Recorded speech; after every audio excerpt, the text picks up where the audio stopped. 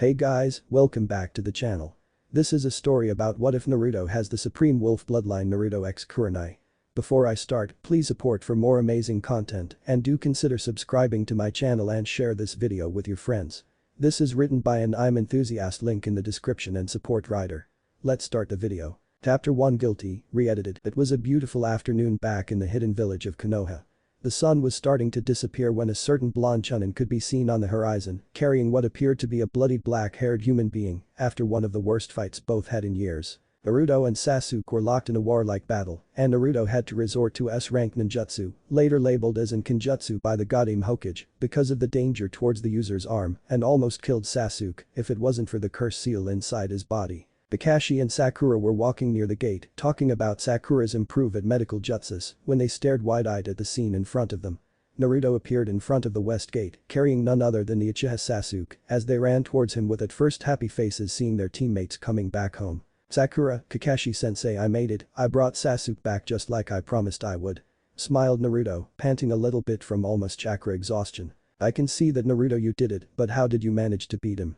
asked Kakashi, though he was analyzing Sasuke's exterior for any visible wounds that would answer the question.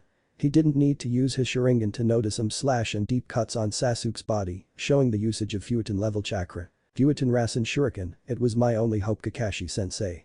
Sasuke is a true genius, he managed to create a Raiten Jutsu where he channels the energy of a lightning falling from the sky and contains it with his bare hands. It was a matter of life and death, I had to use that technique, explained Naruto with vigor, since he knew it was a Kinjutsu he just used. He was able to contain the energy of a lightning on his hands, quite impressive. It seems similar to my Rikiri, but from Naruto described it's even stronger. Wondered Kakashi as he was trying to improve the Rikiri for quite a while now, and it seemed that the Uchiha genius surpassed him with Raiten Jutsus. While Kakashi and Naruto were talking about the battle they had, Sakura was examining the young Uchiha, and it looked like she was astonished at the damage of his internal organs and bones. It seemed like Sasuke was cut in multiple places, and traces of Futon chakra could be sensed near him, as if one deadly technique did this to him. Sakura now remembered about a jutsu that Naruto was able to add Futon chakra to the Rasengan, making it an S-rank ninjutsu, declared Kinjutsu by Tsunade, because of the fact that damaged the opponent to a cellular level, as well as almost dissipated Naruto's arm in the process, if it weren't for the Kyuubi's power. "Naruto, you baka, what did you do to him? His organs and bones are badly damaged, it's a miracle he's still alive, tell me, what did you do to him?" demanded Sakura for Naruto to tell her, just so that she could deliver a chakra-infused punch at his face for dare hurting Sasuke like that. "I used the same technique that I used at the Akatsuki member Kakuzu, called Futon Rasen Shuriken," explained Naruto with strangely little concern towards the pink-haired teammate since he no longer had anything to do with her except for the fact that she was her teammate. "Were you trying to kill him, Naruto? That technique delacerated Kakuzu from what I heard. Why would you resort to something like that unless you wanted to kill him?" Right now she was screaming instead of just opening her mouth, as well as channeling chakra to her fist so as to just wait for the answer and punch him square in the face. "The way I see it, he's alive, and the fact that he would have killed me with his Raiten technique had I not used mine pretty much justifies my choice of action," said Naruto as he got up and now was in a relaxed position while his chakra was being refilled. However, Sakura was far from understanding her teammate's explanation as her emotions were getting hard to control. The amount of damage to Sasuke's body just set her on edge, and she just couldn't believe Naruto would do this much level of damage to their once teammate. "You almost killed him with that technique, Naruto. It's a miracle that his body was able to withstand the damage," observed Sakura, while indirectly accusing Naruto on going overboard and try to kill Sasuke by using the disguise of trying to save him. However, Naruto took that hint and became immediately angry. "He is alive, goddammit, what else do you want from me, Sakura? He used the 2-level curse seal, used a Raiten Jutsu that if it hit me, I would be toasted, and now here you are taking his side like I was the bad guy of the whole situation. In case you don't know, Sasuke already tried to kill me once, this would be his second attempt had I didn't use my technique," said Naruto, trying to reason with the damn banshee. "You did try to kill him. Curse you, Naruto, I'll tell Tsunade-sama about this, you'll be out of shinobi duty. You used a Kinjutsu on a fellow shinobi of the leaf. Go ahead, Sakura. Tell her what I did. Tell her that I brought back a nuke nin and not anyone, Konoha precious Uchiha, and tell her that you threatened to leave shinobi by channeling chakra through your fist in order to punch me. Sakura, Sasuke is no leaf shinobi, he made that clear when he left. But if you wanted your precious so much, do what you feel like. I'm heading home, I need a shower," said Naruto as he vanished, leaving Kakashi and Sakura carrying a hurt Sasuke towards the Hokage's office. By this time, every villager knew that the demon almost killed the last Uchiha and they were demanding his head on a platter. After a while, two Chunins told Sakura, Naruto and Kakashi that the Hokage needed to talk to them regarding Naruto's S-ranked mission in order to capture Sasuke and if not possible, kill him. At Tsunade's office. In the office, there was Tsunade next to Sakura and Shizune asking Naruto to give them the mission report of his mission. Naruto described the mission, more specifically about how he and Sasuke were fighting equally, both using elemental ninjutsu to the extreme, when Sasuke transformed to the Cursed Seal level 2 and started rushing at Naruto with intent to kill. After Naruto managed to kick Sasuke on the stomach, Sasuke went flying, with chakra channeled through his feet. Last, Naruto told that Sasuke used a ultimate Raiden jutsu that focused on actual lightning and would throw at him. So, Naruto used his Futon Rasen Shuriken and won the battle, bringing him back. Tsunade-sama, Naruto should be punished because he tried to kill a fellow Konoha shinobi. He even used a kinjutsu against a fellow shinobi, there is no excuses for such an act. Said Sakura, earning deadly stares from Naruto who by now was cursing himself for all those times in the past when he thought he had a crush on her. Sakura, for all I know, Sasuke is a missing nin because he ran off Konoha, leaving Naruto no penalty regarding possible murder intent towards the Uchiha traitor. But Naruto, I see that your Rasen Shuriken doesn't hurt your arm anymore. So, since you molded the technique with better control, I'll take the Rasen Shuriken from the Kinjutsu scroll, smiled Tsunade, waving Sakura's attempts for her master to punish the blonde for what he did to her Sasuke-kun. Yes, since my chakra control is better, I could do the technique without damaging my arm. However, my arm isn't badly injured, it suffered little but present pain, I need to have better chakra control for the technique to work without any danger on my body. Tsunade-sama began to talk Sakura but was interrupted from Naruto who decided that a little facts had to be said to the pink banshee. Sakura, at first I thought you were a nice person, but after this I realized that you're just a stupid fangirl that, even though Sasuke dumped you several times, you still protect him. I expected a lot better coming from you, but I guess I was wrong. Tsunade-sama, if you don't need anything, can I get some rest? I need a shower. You're dismissed, Naruto, good job. Said Tsunade, smiling from the outside and wondering about the bachan that Naruto used to call her, which apparently got to her nerves, but now that he didn't say it, she felt like she wanted him to call him bachan, well at least not call her Hokage-sama. When Naruto vanished from sight, Kakashi looked at Sakura with such pity and also shunshine to meet Naruto. With Naruto was walking through the village thinking about the fight as well as the look of hatred that the villagers and, surprisingly, some shinobi who worshipped the Uchiha bloodline. Well, they already had that look towards him because of his burden, but such look was filled with hate now, apart from the apathy look from before, when people didn't even consider his existence as one of them. After some pace walking, Naruto's eyes caught a glimpse of sight which long ago managed to get to his heart like no one had done before. They were bright red eyes, which looked like two roses sparkling with beauty. The eyes belonged to none other than the Jinjutsu mistress of Konoha, Yohi Kurenai. For a minute there, Naruto just stared at her like he saw an angel in front of him. Such eyes managed to pierce through his soul, and he instantly forgot every piece of negative emotions about Sasuke and Sakura's bickering for a moment. He wished he could look at them forever and just dies happily. Meanwhile, Kakashi had arrived alongside him and witnessed that Naruto was checking Kurenai with some intent look on his face. Why are you looking at her, Naruto? Ah, Kakashi-sensei, I didn't notice you there. Well, I was just remembering something from my training with Jiraiya-sensei, that's all. I see. Well, don't look too much at her, Asuma might be jealous. Why would he be jealous of this? Haven't you know? They are together, yeah, since you left to retrieve Sasuke.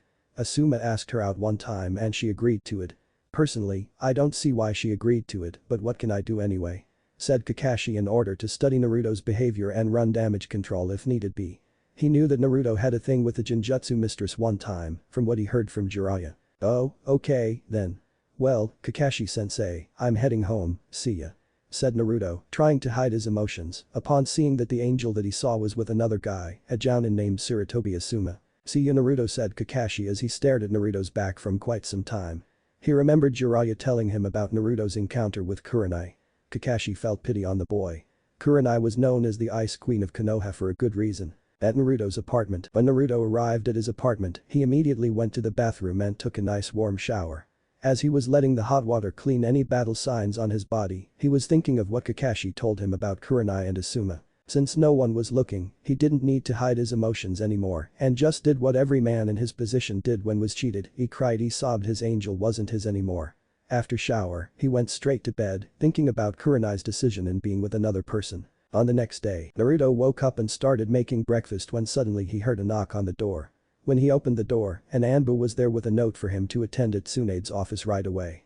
Naruto changed his clothes and quickly put his Chunin vest and in this fic, Naruto became Chunin at the age of 14 when he was at Kumo, training Futon Jutsus. They held a little tournament and Naruto won, being nominated to Chunin by Kumo, who sent a letter to Tsunade asking to promote Naruto as a Chunin. Tsunade, after receiving the letter from Kumo and picked Naruto's results at the last Chunin exam, and she noticed that Naruto managed to beat Hyuga Neji and prevented Shukaku from destroying Konoha, so she upgraded him to Chunin, sending a slug summon to find Naruto and give the news with his Chunin vest, jumping through rooftops to arrive. At Tsunade's office, Naruto spotted Kakashi there as well and assumed that he was going to a mission with Kakashi-sensei. "Naruto, enter.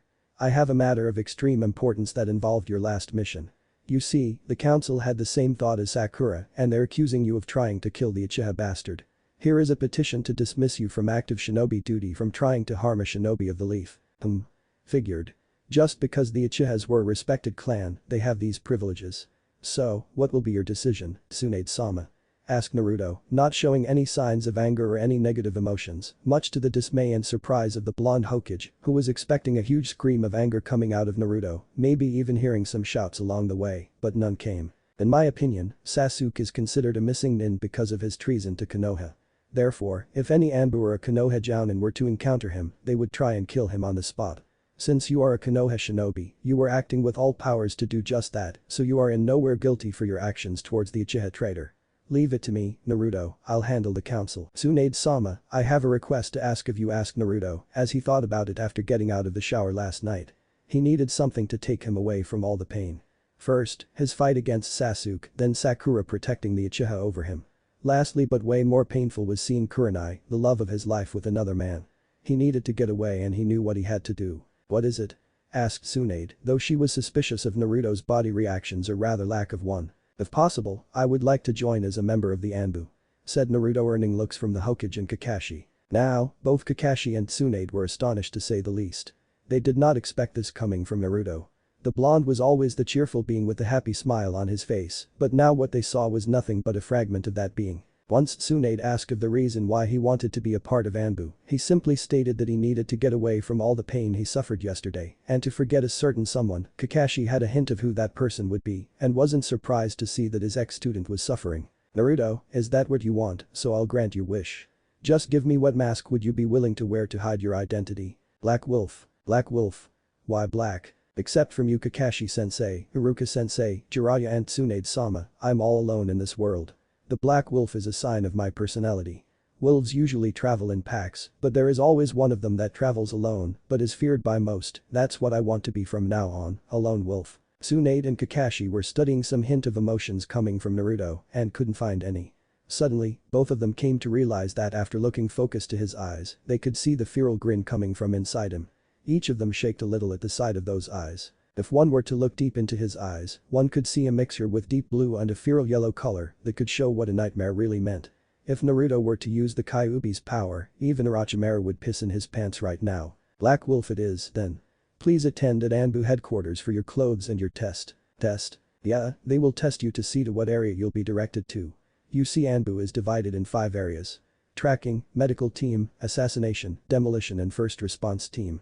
As the names of each of them suggests, I'm sure you know which is which. I would assume you would be a part of first response team since you showed aspects of every kind of mission, but I can't assign Anbu teams, that's their competence." "Arigato, Tsunade-sama," said Naruto as he left through the door, leaving a shocked Tsunade and a surprised Kakashi.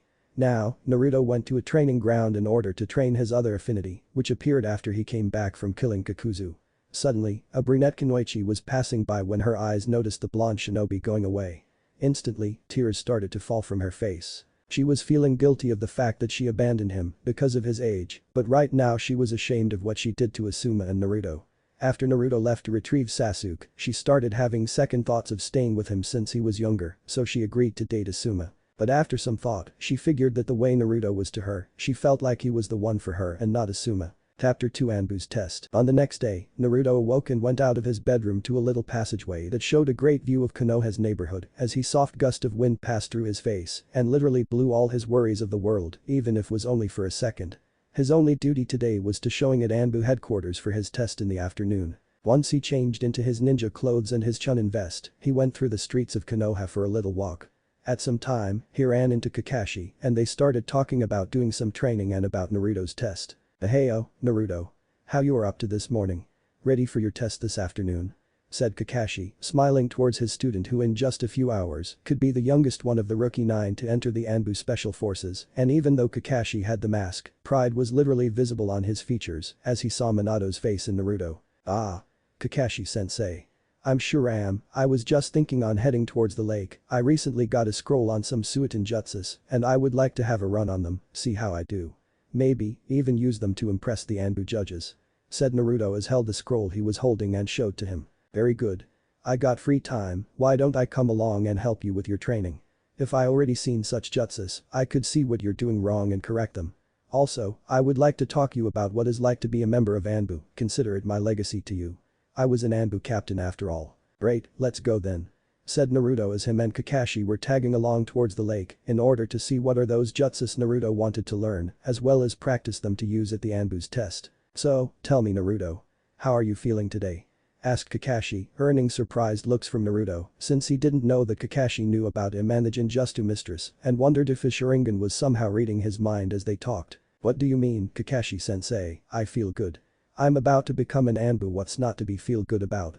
said Naruto almost mumbling the rest of the sentence while looking down at the same time, thinking about the girl who was once his angel here on earth and now she was with another guy. "I'm actually hurt that you would think less about my ability to understand emotions, Naruto. Tell me it is about the girl from yesterday, right? The one you were looking at. I could very well see your sadness when I told about a relation with Sarutobi Asuma. It's okay, you can tell me these things if you want to," asked Kakashi before seeing Naruto's head lift and his eyes were looking directly at Kakashi's, much to his dismay since he knew sadness when he looked at it and such look wasn't different. "Well, I'm sure that Asuma can offer her more than I could, I mean he's her age and all that, how can I compete with someone as experienced as him? Asuma is a powerful jounin while I'm a chunin wanting to get into Anbu. Between us, she chose him." After some talking about Naruto's feelings and some of Kakashi's experience back in Anbu, they trained the specified jutsus that were on the scroll Naruto picked up. Upon an hour, Naruto mastered the 2 Suiton jutsus on the scroll and just relaxed a little bit near the lake, lost in his thoughts.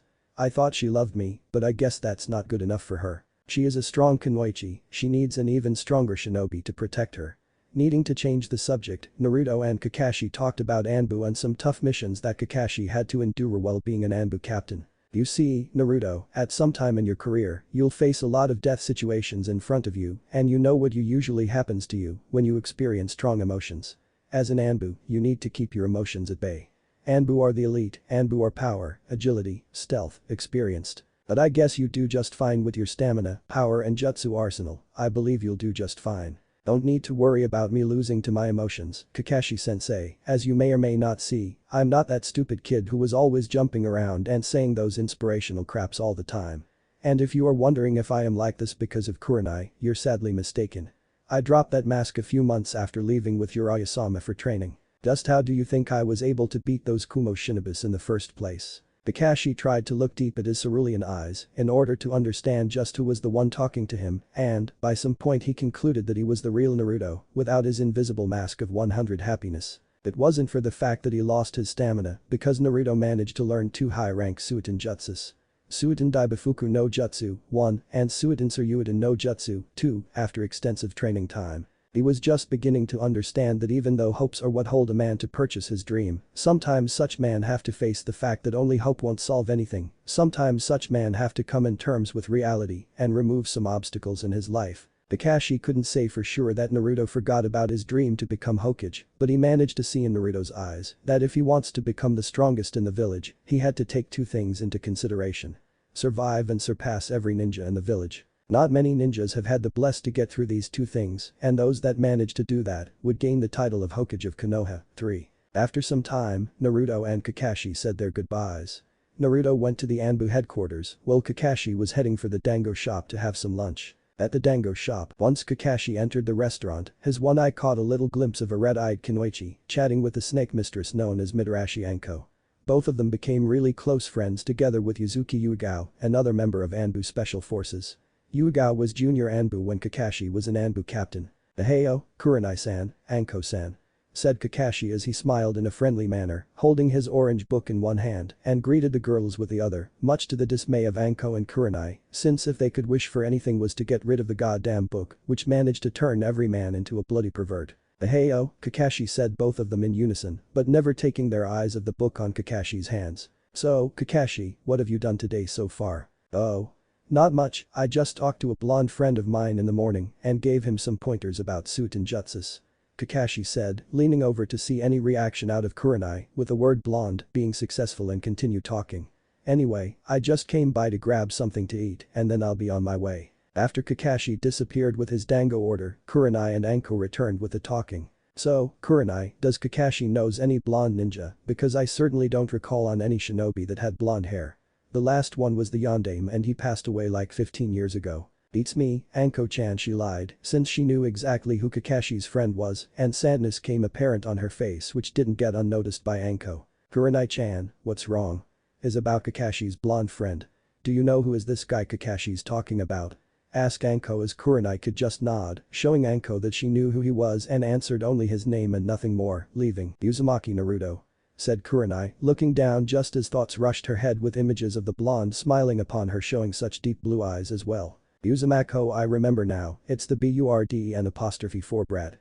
I came to know that he had affinity with wind, but Suiton also. It's very rare for a shinobi to have two chakra affinities. I didn't know he was that strong, but why are you so down like this? Is it because of him? You tell me what he did and he's going to beg you for mercy after what I did to him. Threatened Anko in Kurenai's defense, but little did she know that was quite the opposite. Yes, I know that he is strong. No, he didn't do anything to me. Said Kurenai, much to the dismay of Anko, who once again saw Kurenai's sad face and asked. Then what happened to make you sad like this? What happened between you two? Asked Anko, now very eager to know, since she didn't know of any involvement between the two of them of any king, and quite frankly it was pissing her off to no end, since Kurenai wouldn't open her mouth about it. Kurenai just didn't understand at first. She was thinking on the blonde shinobi, that was once her blonde shinobi, but she dumped him to go out with Asuma, and now she was having second thoughts. Anko looked at her friend with a questionable gaze. What did Kurenai and Naruto had that made her feel that way, just by the mention of his name? Kurenai, just why are you so sad about Uzumaki Naruto? Is it pity from what he carries inside of him? No, it's not that at all, Anko. Ah. Forget about it, I don't want to talk about it. So, how about you, Anko, interested in someone at the moment? Oh, no, my friend, you're not getting out of this so easily. I want to know what happened between you and Naruto to make you feel bad just by hearing his name. Anko-chan, please let's change the subject, okay? I don't want to talk about this. Did he hurt you or anything? That seems very unlikely, because I've never seen anyone want to protect others like him. I doubt that very much. It's quite the opposite, in fact. Kurenai sighed, she didn't want to discuss about it, but Anko wasn't easy to fool, and she knew that she had to tell her the story. Okay, Anko-chan, I'll tell you, but you have to promise me that you won't tell this to anyone, okay? Okay, I promise, you're no fun, Kurenai-chan. The thing is, it was I who hurt him in the first place. Kurenai said, learning a surprised stare from his friend, 5, as Kurenai was telling her the story. At the Anbu headquarters, just inside the Anbu headquarters, a blonde chunin approached the reception counter and handed Tsunade-sama's permission note in order to be handed out to a certain Anbu that was recruiting shinobis today. Anbu-san, sir, there is a chunin here with a permission from the Hokage to take the test. Send him in, I was actually expecting him. Said one Anbu member who seemed to be hidden in the shadows so as to show the new recruits what it's like to be an Anbu. As you wish. Uzumaki-san, come here, will you take a seat over here? The receptionist pointed for him to take a seat in front of a certain Anbu character that was wearing the bear mask. So, Uzumaki Naruto, is it? It is. Why do you want to become a part of Anbu? To get stronger and to get lost in a way, Naruto answered cold and objectively, receiving a glare from the bear-masked Anbu. That lost what the care to explain chunin. Certainly. I came to know for a fact that Anbu are very strong shinobi, as well as the fact that no one, apart from Anbu and the Hokage, knows of an Anbu's life. What outside people just know is that a certain masked Anbu is very strong. So, I want to become strong as well as hiding my presence. I see. Well, here in Anbu we have a training method that seeks efficiency, so if you're willing to join Anbu forces, be prepared to have an exhausted training, few hours of sleep and major trauma-like situations. I can assure you, Anbu-san, I've been through worse and survived, you don't scare me one bit. Confident, aren't you? Well, Tsunade-sama spoke highly of you, I can see that you have guts, and from what you told me, you've seen death in front of you and surpass it, that's what Anbu need to survive. Now, here in Anbu, we ask our troops about what they want to specialize in, and based upon their answers, we test them to see in what level are them in order to receive training. So tell me, Chunin, which element do you have affinity with and what would you like to be learning here? I have right now a strong affinity for Futon chakra and a less strong for Suiton type chakra.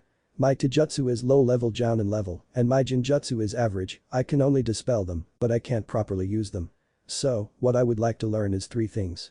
Kinjutsu, Jinjutsu and Raiten Jutsus. I see, well, you chose some good elemental ninjutsu right there, Uzumaki-san, and the areas you chose to improve are easy to teach, as well as easy to learn, depending of what you show me right now at least. Right now? What, you don't certainly think I would just give your Anbu clothes and the title without a little test, now would you? Please, show us a little more appreciation, we just like to play a little with the new recruits, and if you manage to entertain me, I'll let you pass. But serve as a warning, I'm going full out and I expect you to do the same. One thing I saw in my life is that if I don't fight for real, my neck will be on the line, so do not worry about me holding back because I'm sure won't hold back. I expect a good fight from you and after that, I expect to fight some worth adversaries along the way. Said Naruto with enough confidence to make the now bare mask Anbu smile behind his mask and showed Naruto the way to his test. As they approached a hidden training ground inside the Anbu headquarters, Naruto and Bear got ready to fight and engaged in Taijutsu battle. Naruto, since was smaller than his opponent, wouldn't risk charging straight forward against what looks to be a giant wall in front of him. While Naruto and the Bear Anbu was fighting a little Taijutsu match, some high-leveled Anbus were watching the entire thing behind a double-layered glass, along with the god aim. After a while, Naruto and the Bear Anbu were fighting only with punches and kicks in order to see Naruto's movements as well as sense of battle. Naruto assumed a position and waited for the Anbu to charge, only to evade the Anbu's punch, quickly using his arm in a way as to move the direction of the punch so as to get past him, protecting the entire body from being hit by Anbu's attacks, sending a fast low kick, making the Anbu almost drop to the ground if it weren't from the man's agility. After that, Naruto came charging with a sequence of low and high punches being defended by the Anbu, while his legs were trying to reach Naruto's, but to no avail since Naruto were protecting those as well, earning some average grades from the Anbus watching the fight. Very good fighting, Uzumaki-san. A couple more experience is needed, but you've got some powerful attacks there, as well as defensive techniques. Now, for the ninjutsu part, let's fight only using jutsus, then. Okay, then. Begin, said the Anbu, making some hand seals, screaming Kaiten Gakyaku no Jutsu 6 as he launched a huge fireball towards Naruto, who channeled chakra through his feet, jumping with great speed, as well as making his own set of hand seals. Futon to Toppa no Jutsu 7. With that, Naruto sent a strong gust of wind towards the Anbu, who forced some chakra through his feet in order to hold his body to the floor as long as he could in hope to avoid the jutsu. Sensing that the wind was strong enough to make him lose his grip, he lost the battle and was sent flying before gaining balance and landing on his feet. Quickly getting up, the Anbu throw a couple of shurikens while doing hand seals, Cage Shuriken no Jutsu. As Naruto saw the 2 shurikens multiplicate to 20, he throw 2 kunes as well doing some hand seals and screamed Cage Kunai no Jutsu, using as a diversion. While the kunes and shurikens were equally matched in number, a lot of weapons could be seen on the ground, but when the Anbu went to look for his opponent, he was long gone, hiding his chakra in order to wait for the right moment. Naruto, no, 5 Narutos rounded the Anbu as he made Cage Bunshin no Jutsu. Meanwhile, the Bear Anbu was cursing behind his mask. Damn it, this Chunin cornered me, now there is 5 of them, and either one of them can use jutsus, I have to be careful. Naruto practiced this strategy once with Jiraiya, all he need to do was make each clone appear to perform a technique at the same time in order to fool the opponent, since he wouldn't know at the time which technique would be coming at him. Not even an Uchiha could manage to escape since he had to focus on each enemy at a time, leaving him no time to know which one would attack. In the meantime, Tsunade-sama was having some deja vu, remembering her once teammate Jiraiya do the exact same thing to Iwanuken they encountered once. Well, it seems like Naruto learned that from our perverted Sannin after all.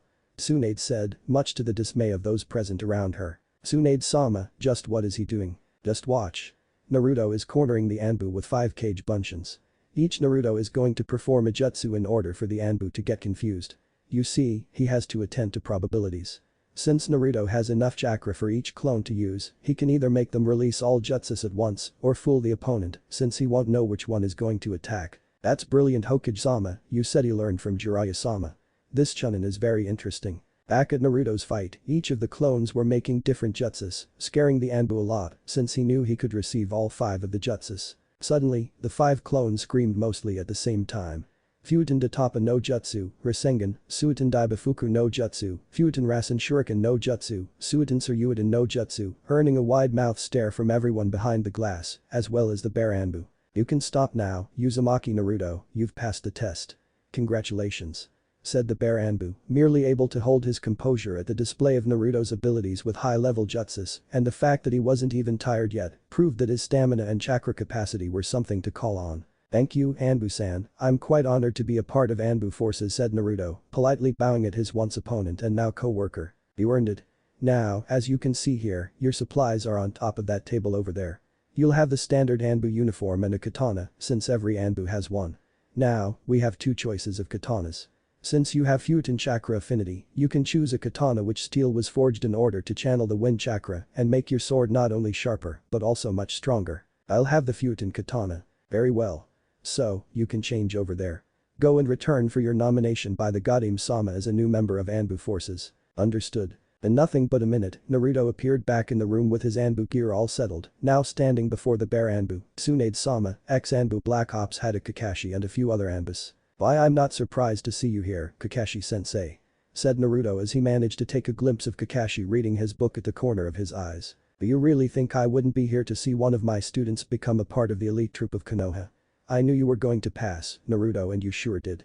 Congratulations. Thanks, Kakashi-sensei. Uzumaki Naruto, put on your mask and come forward, Tsunade ordered Naruto. Hi, Hokage-sama. When Naruto put his black wolf mask, many Anba stopped what they were doing and turned to notice their new addition to the group. As he walked towards Tsunade, he turned to acknowledge the surprising stares given by his now fellow co-workers. Surprisingly, a cat mask Anbu was watching the sudden change at the new Anbu before and after Naruto put his mask on. This Anbu was no other than Yuzuki Uegao, one of the strongest Kenjutsu users in Anbu forces and of course Konoha as a whole, as well as best friends with a certain red-eyed Kunoichi, also known as Kurenai. Once Naruto kneeled before the Hokage, Tsunade started to perform the nomination of the newest Anbu in the force, Naruto at the age of 15 years old. By the power invested in me by Konoha, I nominate you Uzumaki Naruto a member of Anbu Special Forces. As from now on, when you attend to missions, you shall be called Black Wolf, congratulations. Thank you, Hokage-sama, it's quite an honor to be nominated for Anbu Special Forces.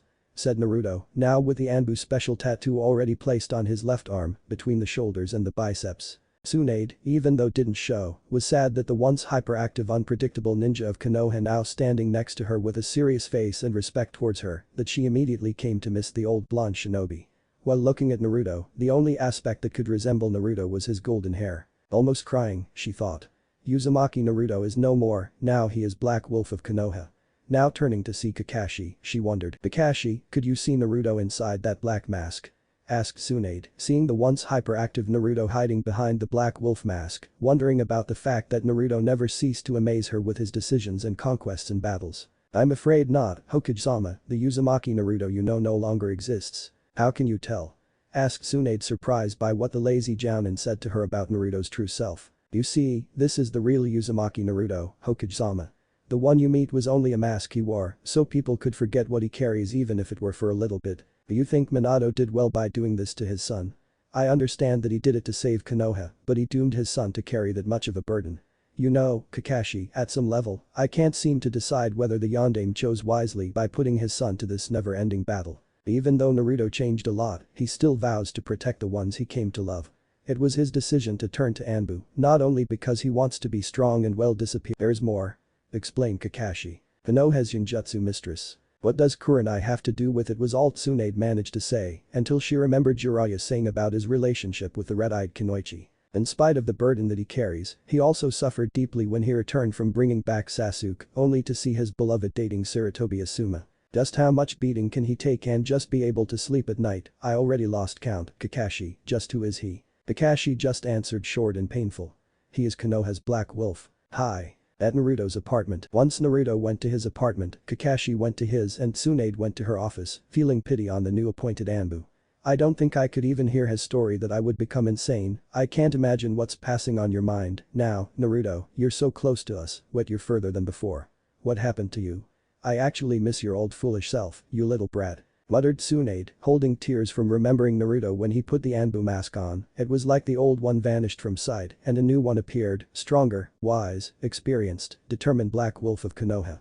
Back at the dango shop, because of the issue they were discussing, it seemed that time was inexistent when Kurenai finished telling her story with Naruto to her friend. "I can understand why you were crying, Kurenai-chan," concluded Anko. "Hi, and every time I see him or hear anything about him, my heart literally stops beating, I can't breathe for a while, and my tears are just consequence of the entire thing. Kurenai-chan, what are your feelings towards the blonde?" "I'm in love with him, Anko-chan." Kurenai promptly answered, earning a look from Anko-chan which leads Anki thinking. "How could you do this, Naruto, you of all people managed to melt the Ice Queen of Konoha? More than Asuma?" asked Anko, already knowing that her friend's relationship wasn't going to last very long. "Asuma is a nice guy and all, but what I saw inside Naruto's eyes that day was indescribable, Anko-chan. When I look at Asuma, it's not the same thing." "So, what you're going to do, then?" "I can't stay with Asuma, knowing I'm in love with someone else, Anko-chan, I would just fool him, and I don't want that." Even though Kurenai loved Naruto, she couldn't bring to herself to actually hurt someone else's feelings like she did with Naruto. "So you're breaking up with Asuma?" Actually Anko was never too thrilled about her friends choosing on dates. Asuma sure was a nice guy and all, but she knew that he wasn't any good for her.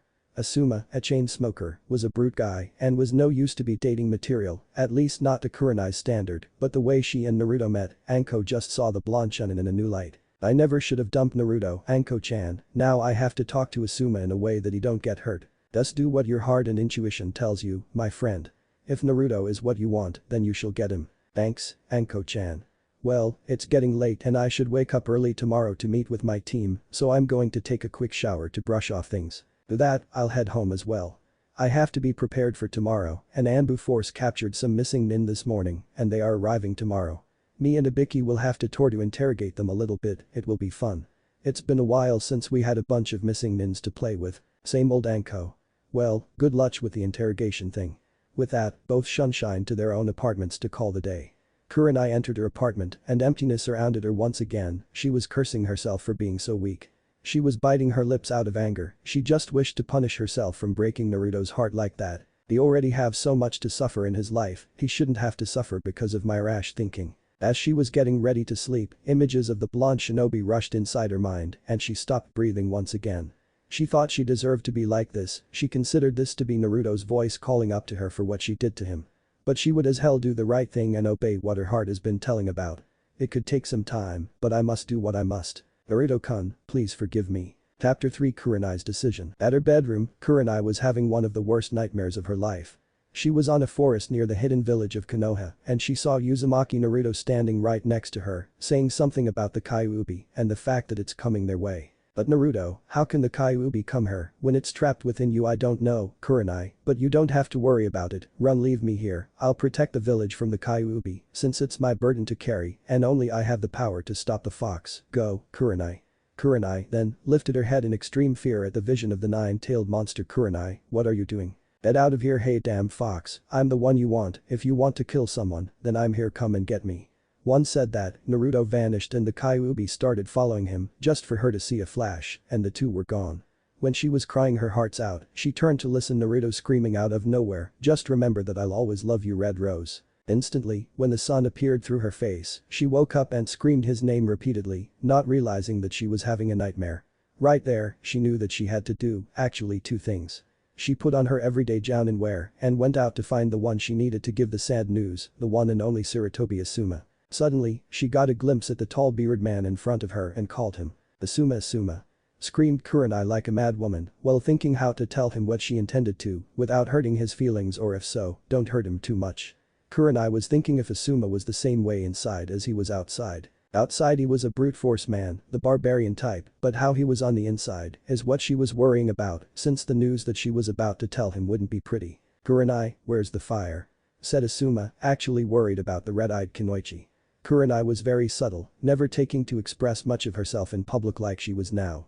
There was a reason for her reputation as the Ice Queen of Konoha and she pretty much gave credit to her reputation. Ever since they began dating, there was always something that drove her way of things, like a wrong choice who wouldn't go away, her conscience tormenting her mind for something that he couldn't understand, but he damn well knew there was something wrong with her, especially today. "Asuma, I need to talk to you."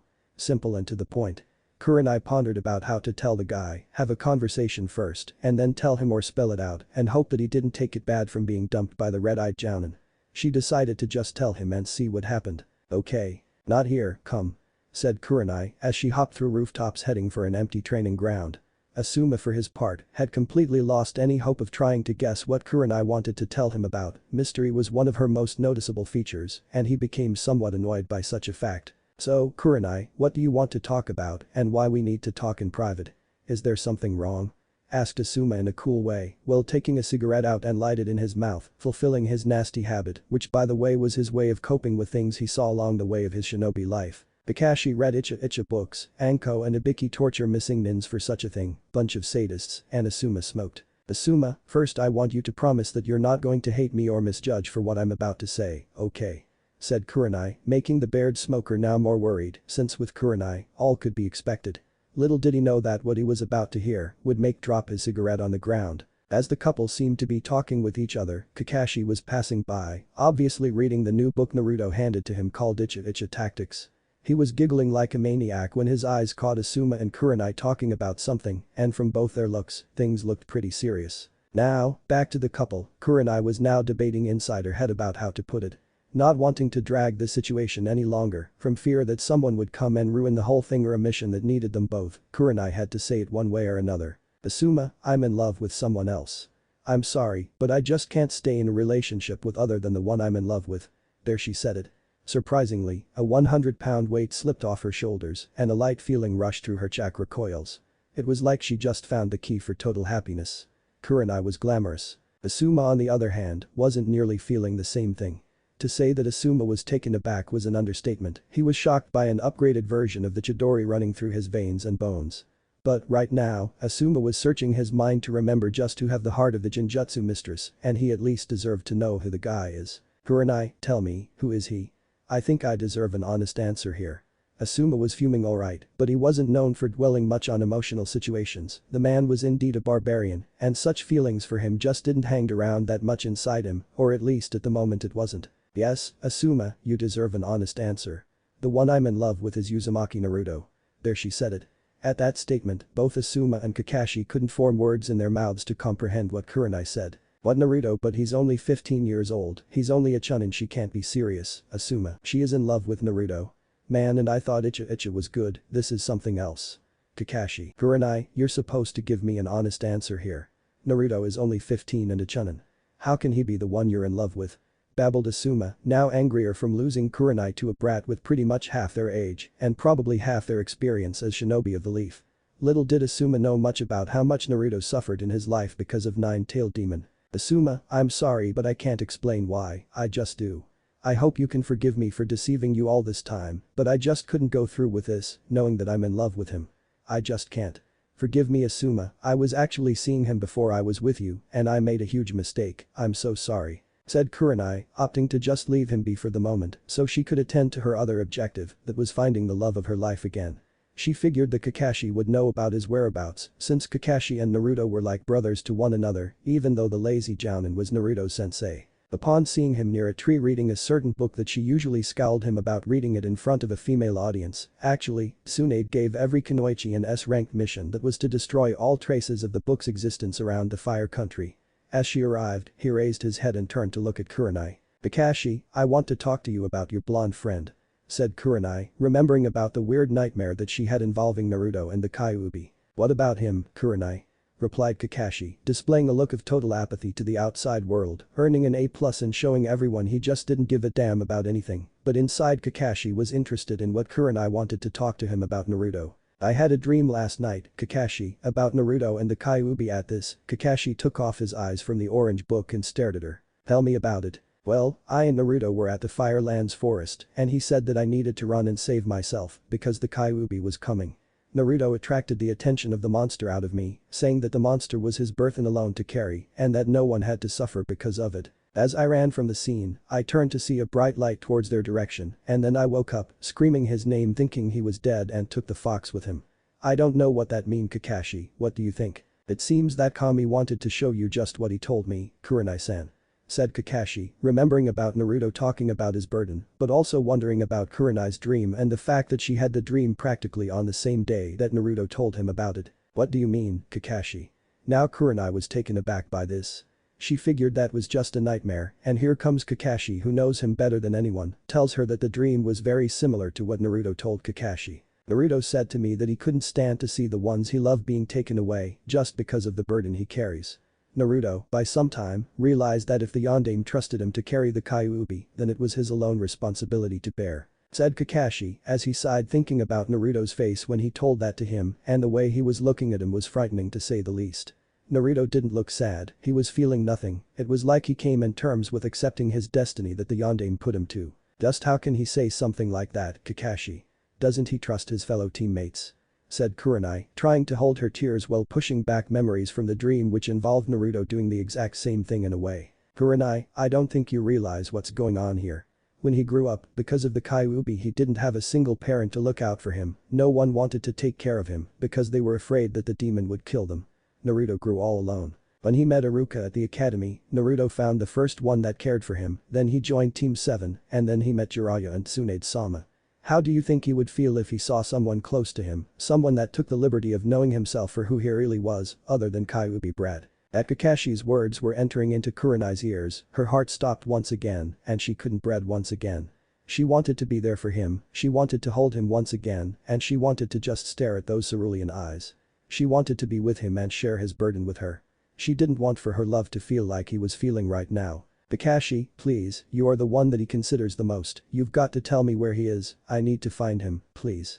Pleaded Kurenai, much to Kakashi's surprise, since even though she said that she was in love with Naruto, she wasn't exactly displaying it until now. Kurenai, I'm sorry to say that Naruto's whereabouts is no longer a common knowledge. What do you mean by that? I'm not allowed to talk about it, but seeing that you care so deeply for my student Anachi Odo, I'm going to give you a hint, but if you tell anyone I told you that, I'll deny, do you hear me? Loud and clear, come on, Kakashi, I have to talk to him. What once was his mask to hide his true self, now he has replaced it with another mask for war, that's the hint, but Kurenai-san, a little piece of advice, if you are in love with my Achu Odo as you said so yourself, don't stop until you find him and tell him just how do you feel about him. Thanks, Kakashi, you're truly a friend to him. Thanks for the hint. Kurenai, in order for you to solve this puzzle, you have to look deep inside your heart and look there, only then you'll figure out where Naruto will be. Said Kakashi, already walking behind Kurenai. Meanwhile at the border with Kumo, four Anbus were dashing with great speed through the forest of Land of Fire in order to get to the border with Kumo. Seeing their masks, they were Hawk, Bear, Cat and Black Wolf. This was Naruto's 15th mission as an Anbu, being certain that the first ones were set to test his loyalty to Konoha. On one mission, he was sent on a trip to a village close to Iwa, alone to recover a missing scroll from the Hokage's vault. It was safe to say that Naruto did meet some force, but there were only rogue ninjas and bandits guarding the stolen scroll. Naruto, in his training, was learning how to control Raiten Jutsus and managed to learn a very powerful jutsu called Raiten Jibashi no Jutsu, lightning style. Electromagnetic pulse jutsu. Back at the mission at Kumo, Hawk was the team captain, and they've reached the place they were to meet the Jounin Genma and his 3 genins that asked for help to take care of Chunins from Kumo that were trying to invade a village which was located at the Fire Country. Once they arrived, they set camp without setting up some fire, so to avoid suspicion. Hawk, being a strong and capable leader, needed to issue some orders regarding the team's safety while resting for tomorrow. Black Wolf, do some scan on the area with cage buncheons. Said Hawk, since he came to know of Naruto's extensive chakra capacity. Hat, plant some traps around the perimeter. Bear, help me here with our utilities. Hi, everyone in the group called and each went to do their designated assignments. Naruto, now known as Black Wolf, made some cage buncheons and scanned the area, only to find the number of enemies and their positions, and report to the squad captain. Hawk, sir, I spotted 5 Kumo Chunins, being 2 on the far east side from here, and the other 3 on the left, they are very far from here, though. Good work, Black Wolf. Did you see if they have skills? Only one, Hawk-san, he has a scar on his left cheek, according to my cage buncheon, he felt it a large amount of chakra, and if he has just average chakra control, we are going to have one hell of a fight. Got it, Black Wolf, go help Bear set the camp. Hi.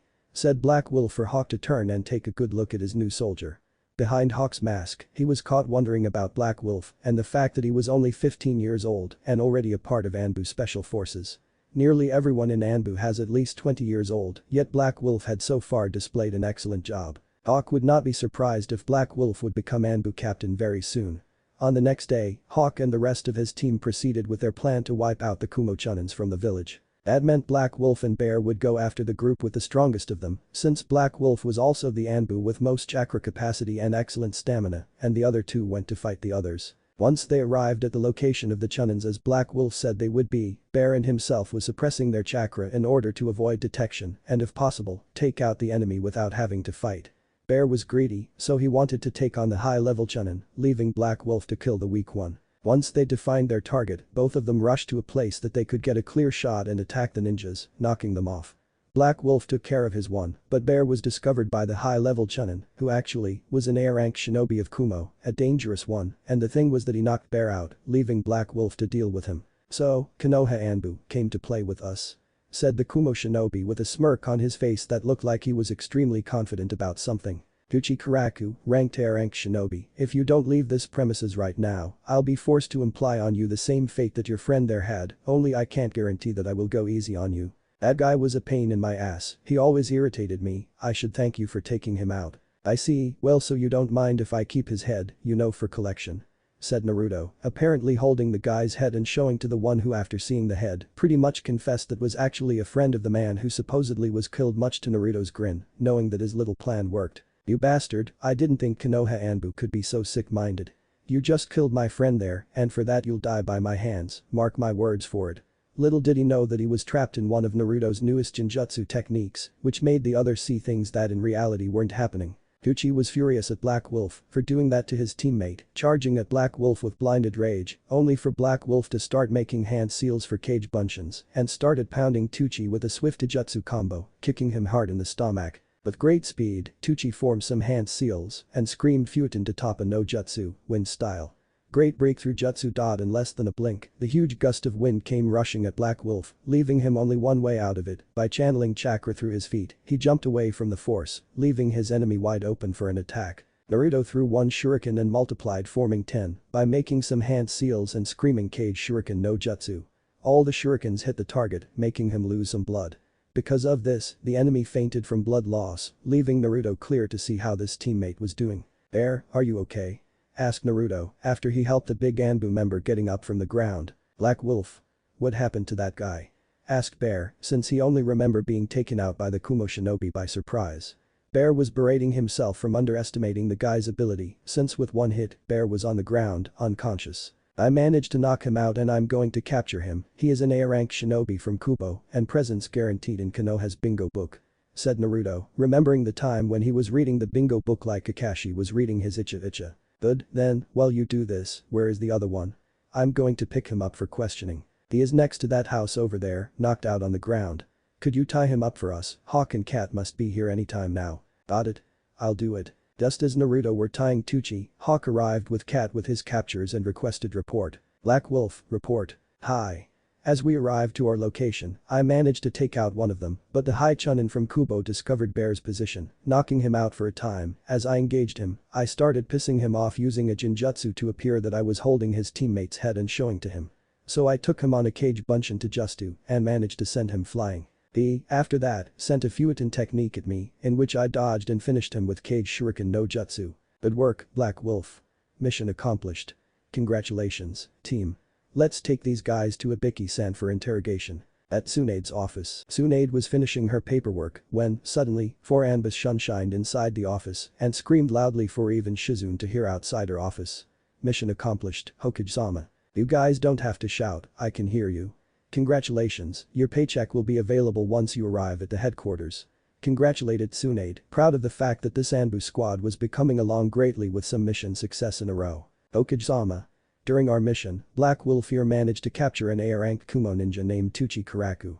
He is already at Ibiki-san for questioning. Said Hawk as he pointed to Black Wolf.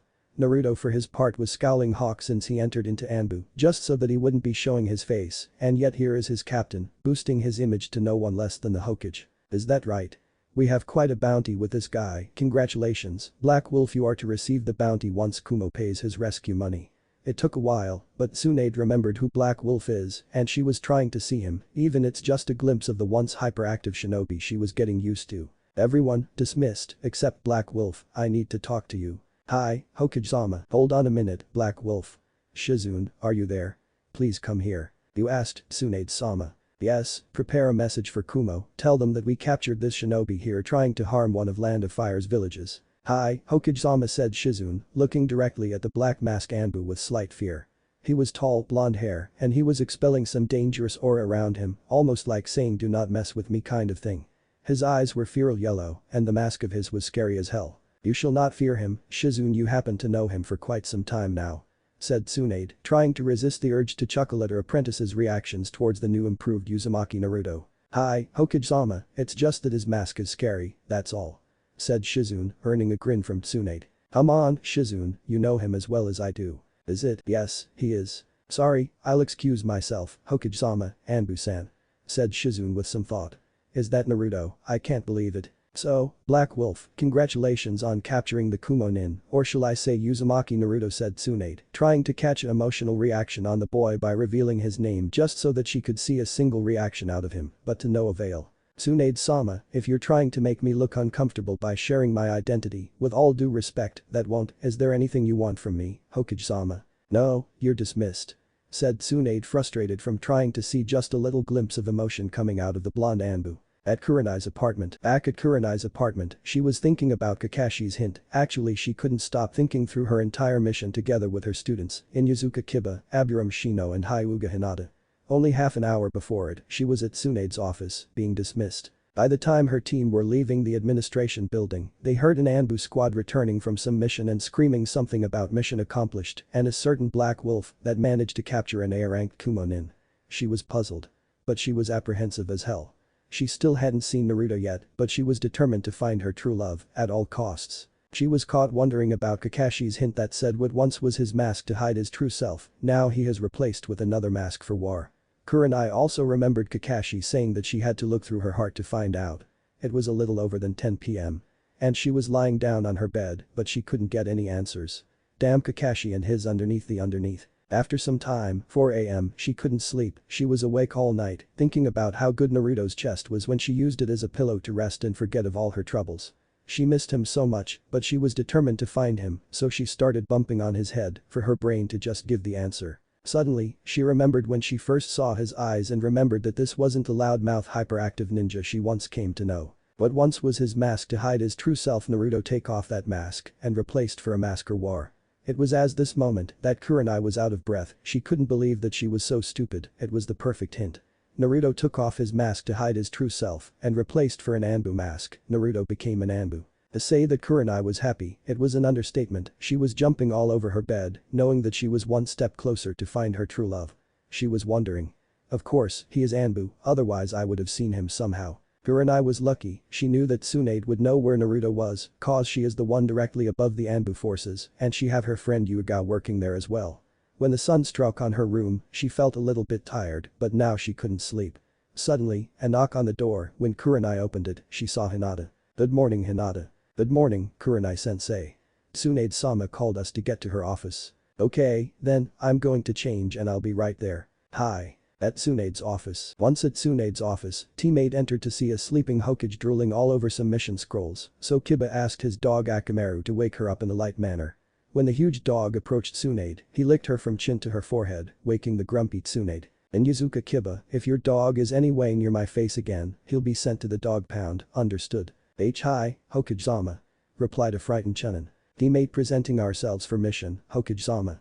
Said, okay, teammate, oh, yes, I have a B-ranked mission at Kumo's border. What are the details? It will be a 3-week mission to study and gather information on Kumo's interest on villages near their border. My last Anbu team captured 4 Kumo Chunins, trying to take over one village right next to the border. The Fire Daimyo requested a report on their intentions. Teammate is to leave by noon tomorrow, dismissed. Hi, Hokage-sama.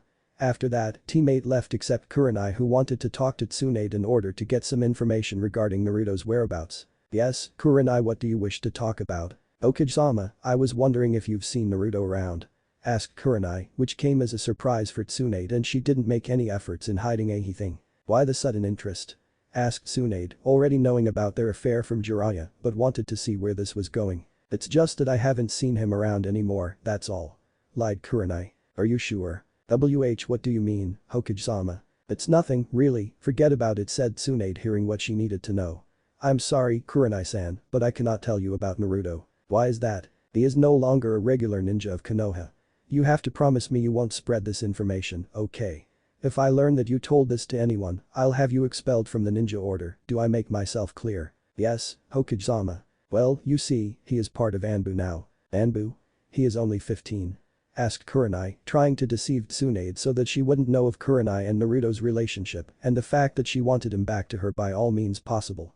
She loved him and deep down inside she knew he loved her. He came to me and requested a position at Anbu, he made a test and was approved. By now, he has completed 15 high-level missions with his squad. Anbu personnel are taking a liking to him. Surprisingly enough, he is very professional. His squad is one of the top squads in Anbu Special Forces. Really? I didn't know he would handle it. Being Anbu is tough. Kurenai, quit playing games with me in order to find out more about your beloved blonde. I cannot reveal any more information, cause it's considered classified. Said Tsunade, being fed up with playing a game of questions and answers from Kurenai. So, you knew, didn't you?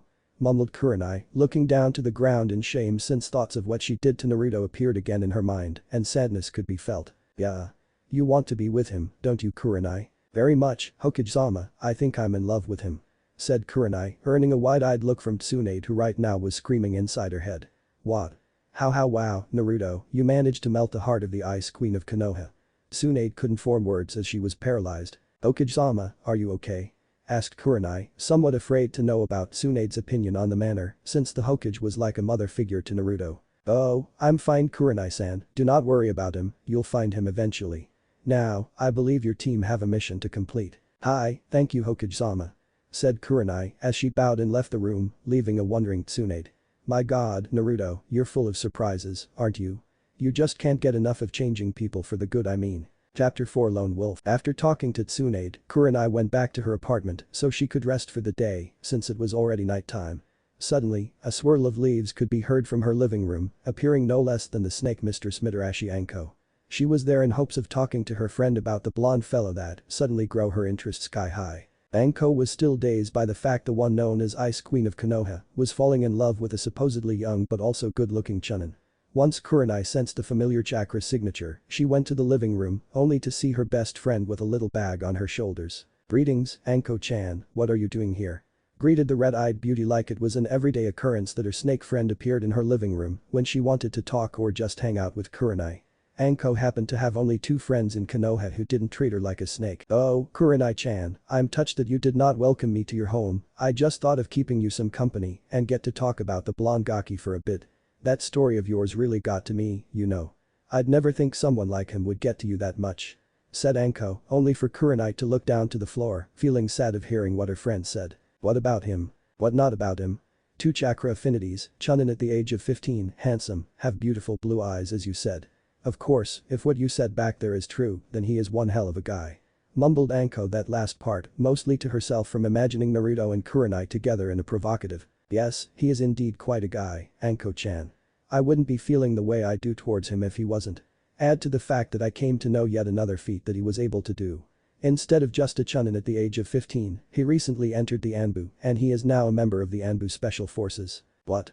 An Anbu at the age of 15. I didn't figure he was a prodigy hidden under the hideous orange jumpsuit of his. But, wait, how you know he entered Anbu program? I work close with him at the torture and interrogation division and not once had I seen him there or any blonde character for that matter.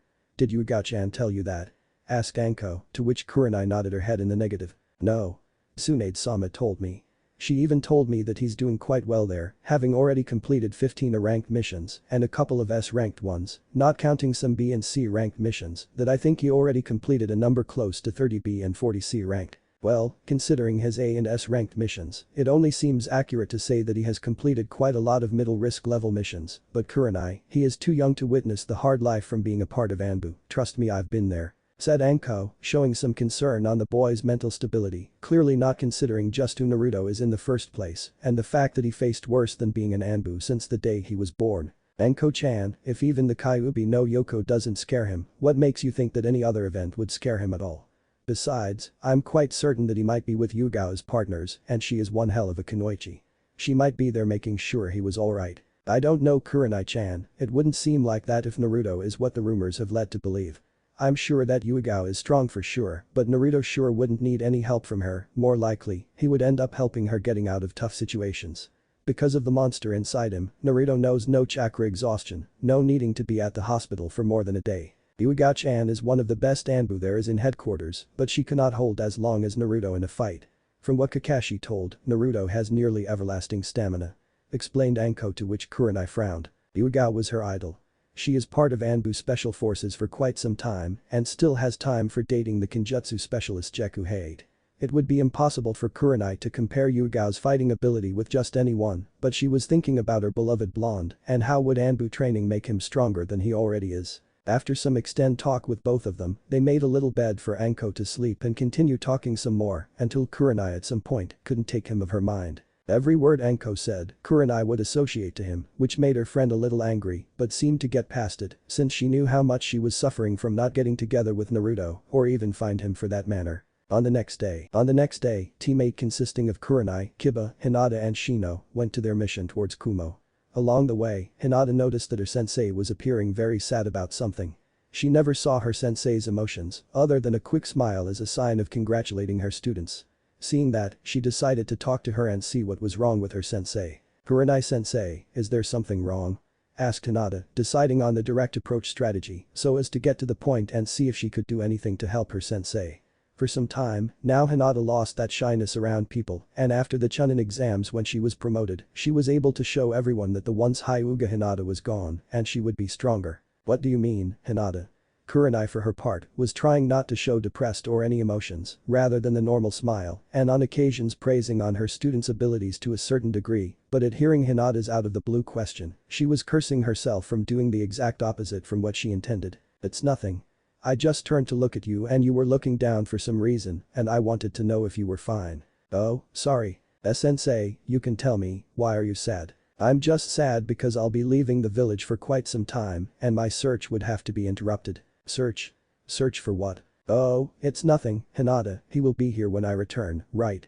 Kurenai faked smiled and also smacked her forehead for mentioning the he in the sentence, making an open statement that Kurenai was dating someone. "He? You never told me you had a boyfriend in Konoha, Kurenai-sensei." "Oh, he isn't my." Kurenai couldn't finish the sentence. Sure, she wanted more than anything for Naruto to be her boyfriend, but she was considering his feelings since she didn't consider before when going out with Asuma. Hinata saw for the first time those sad ruby eyes and pity her. She was suffering because she was having feelings towards this guy and then she had to leave him and go to their mission.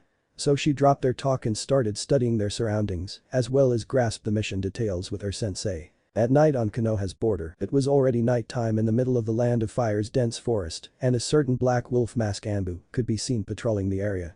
A few days back, he volunteered for some border patrol at night at least 3 days a week. Deciding to wait a little bit, he sat on a fallen log. So far, his new choice of lifestyle has taken him to higher levels of experience as well as fighting. So far, he learned quite a few jutsus from accessing Anbu's library and study some scrolls from Kumo that he got with an Anbu X Kumo ninja. Needless to say, that Naruto also learned some Fuetin and Raiten jutsus since Kumo rely on both these element jutsus. Right now, Naruto was working on Genjutsu mid-level ones and how to dispel high-level ones. He learned some very good ones and one used by the Nidaime at the Sandaime called Kakuanju no Jutsu, Journey into Black Darkness technique. Black Wolf was looking at the peaceful environment around him when he gazed at the moon and noticed it was full moon today.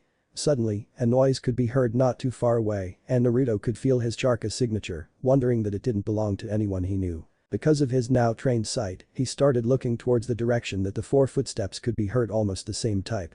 Naruto just stood there waiting for the supposed enemy to come. Inside Black Wolf's mask, the feral grin was noticeable and Naruto was ready for what was coming.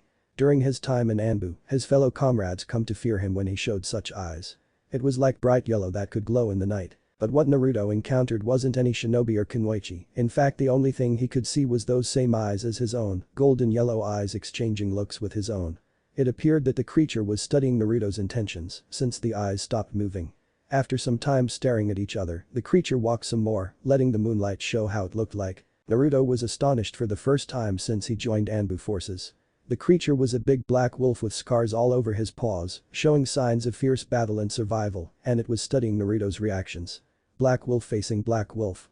And then the wolf started talking to Black Wolf. "Anbu, I can see in your eyes, human, that you are very similar with my own." "And why is that?" asked Naruto, now getting ready to defend himself if needed be against the wolf in front of him. "Your eyes show the same thing as mine, feral determination. But what almost scares me is the fact that you seem strong, but you travel alone most of the time. I'm just like you, in a way.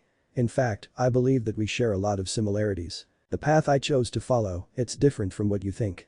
A wolf always travels in packs, as kind of attacking in group or having at lost someone to protect you. I chose to be a lone wolf, a being that's not afraid of fighting alone or cornered against a wall by being outnumbered. I see, very interesting. Your ideals are similar to my own. But to think that you aren't the only lone wolf in this area. Can you see anyone here that resembles myself, human? No, I cannot see and I cannot sense any presence other than us. So, you see I'm a lone wolf, too.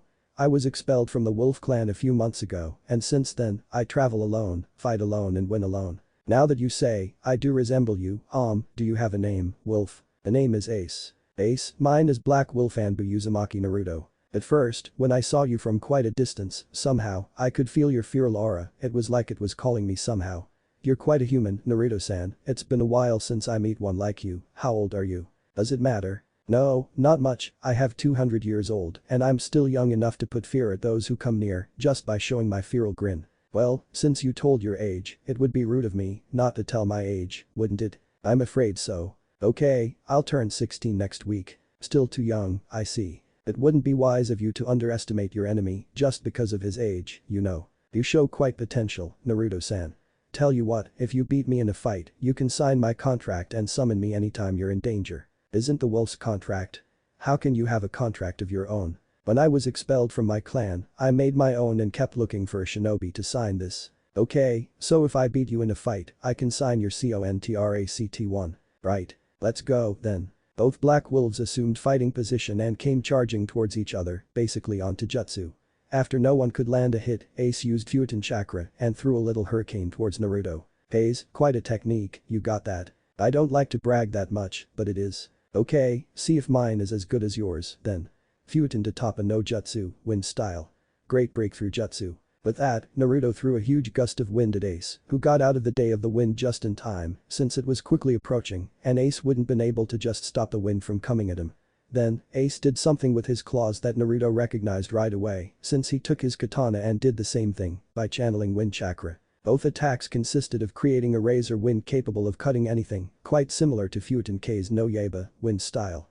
Wind sword jutsu technique, but with an actual sword. I can see you're strong, Naruto-san, this battle does not need to go further. But I didn't hit you yet. Look closer at my left paw, your technique beat mine and made this cut here.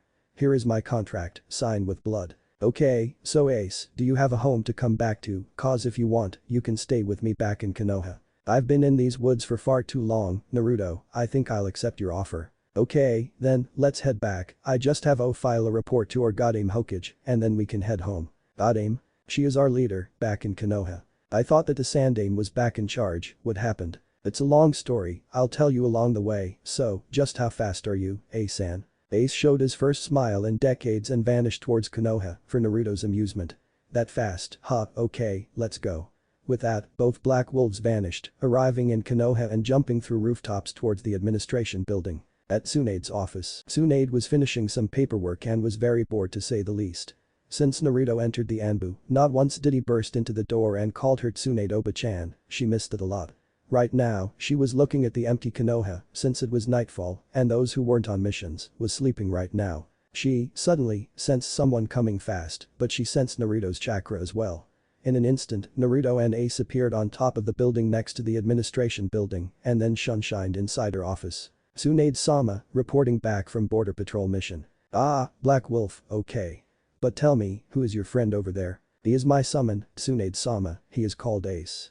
At the mention of his name, he came forward and greeted Tsunade. My greetings, Tsunade-sama, I once met your grandfather, the Shodame, and I'm honored to meet you. Black Wolf, you can summon wolves, now. No, just him, the contract that I signed, only summon Ace. I see. Tsunade-sama, do you need anything else? No, Tsunade didn't finish the sentence, and both had already shunshined her office. They both have that look that scares the shit out of me. At Naruto's home, Naruto and Ace arrived at Naruto's apartment, and Naruto fixed a sofa for his new summon to sleep, along with something to eat.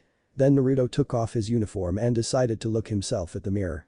Long gone was his smile and joy in his face, long gone was the Naruto who resorted to saying he would change Konoha once being Hokage, this Naruto was different. After that, he went to sleep at least a couple of hours, since he had to report at 7 at Anbu headquarters. At Anbu headquarters, once he arrived at Anbu headquarters, Naruto did his routine at the training ground. Right now, he was focusing on Kenjutsu since he mastered already Raiten and Jinjutsu. After that, since he didn't have any missions in the morning, he summoned Ace. "What do you need, Naruto?" "Well, I was thinking we can practice some moves as kind of teamwork fight." "I see, well, since we both have wind affinity, there are a couple of moves I can teach you to do with me that wolves did together." "Okay. First one, did you remember the attack you hit me with?" After getting a nod from Naruto, "Well, we can surround the enemy, rotate and start throwing razor wind attacks from all directions." Meanwhile, it looked like there was other Ambus watching him train. Hawk, Bear and Cat was staring him with a black wolf, training some joint attacks with a wooden dummy. "There he goes again, always training and doing missions, he doesn't rest," started Bear talking to Hawk. "He's pushing himself further, only to get better results on missions. I heard from Kakashi-senpai that Black Wolf trains a lot, only to be able to protect his comrades," answered Hawk. "He knew Kakashi-senpai?" Cat asked. Kakashi-senpai was his Jounin instructor for quite some time, and even he was surprised when Black Wolf beat Bear here in combat. After a while, there was a sound inside the Anbu headquarters, reaching for Black Wolf and Hawk to go to Tsunade's office right away. At Tsunade's office, as Tsunade was looking through some documents, she was waiting patiently for two Anbus, seeing as she sent a letter to the Anbu child a while ago. She was about to smash her fist in annoyance. Hawk and Black Wolf presenting. "Godim-sama, what do you need?" "It's an A-ranked mission. My sources told me that 4 Iwa missing nins were attacking a village near Konoha. Reach the village and capture the enemy and Hawk, I want them alive, I want to deliver them to Iwa." "Hi, Godim-sama. Black Wolf, meet me at the West Gate in half an hour." "Hi. It would be your 25th ranked mission, isn't it, Black Wolf?" "Hi. West Gate." Once they met at West Gate, the travel began. "Black Wolf, since you are the one with Suiton affinity, you will take the lead, my fire techniques won't do much to these missing nins. How about some joint attacks, then?" "What do you mean?" "When a certain rock is heated, a blast of water is what it takes to break it." "What do you propose, then?" "If any of them happens to know some good defense jutsus, we will attack together and penetrate easily." "Okay, then, enough talk, let's go faster." "Hi." When they arrived at the village, there was destruction everywhere, just piles of giant boulders near some buildings. Just when Hawk gave up the mission, saying it was too late, both Anbu encountered Iwa jutsus coming at their directions. Hawk and Black Wolf each break to different directions, managing to divide the group of Iwa missing nins. "So, Konoha came to have some fun, right? Surrender or we will have to use force." "Okay, I'm really scared, you know, you don't scare anyone." In the intercom, that Anbu just recently acquired them, Black Wolf communicated with Hawk. "Hawk, close your eyes when I say, I'll use a Jinjutsu to blind them all." "Okay, then." "Now," said Naruto, making fast hand seals and screaming Kakuanju no Jutsu, journey into black darkness technique. After Naruto's technique, everything the Iwa nins could see is dark and was sitting targets for the Anbu to attack. So, Black Wolf tackled 2 of them with a Futon-infused katana, knocking both of them, and Hawk did some hand signs, screaming Kaiten Housenka no Jutsu, hitting some fireballs at the rest of the Iwa nins, burning their stomach and knocking them out. "Nice work, Black Wolf. Thanks. Okay, make a Kage Bunshin and let's carry them to Ibiki-san." "Hi.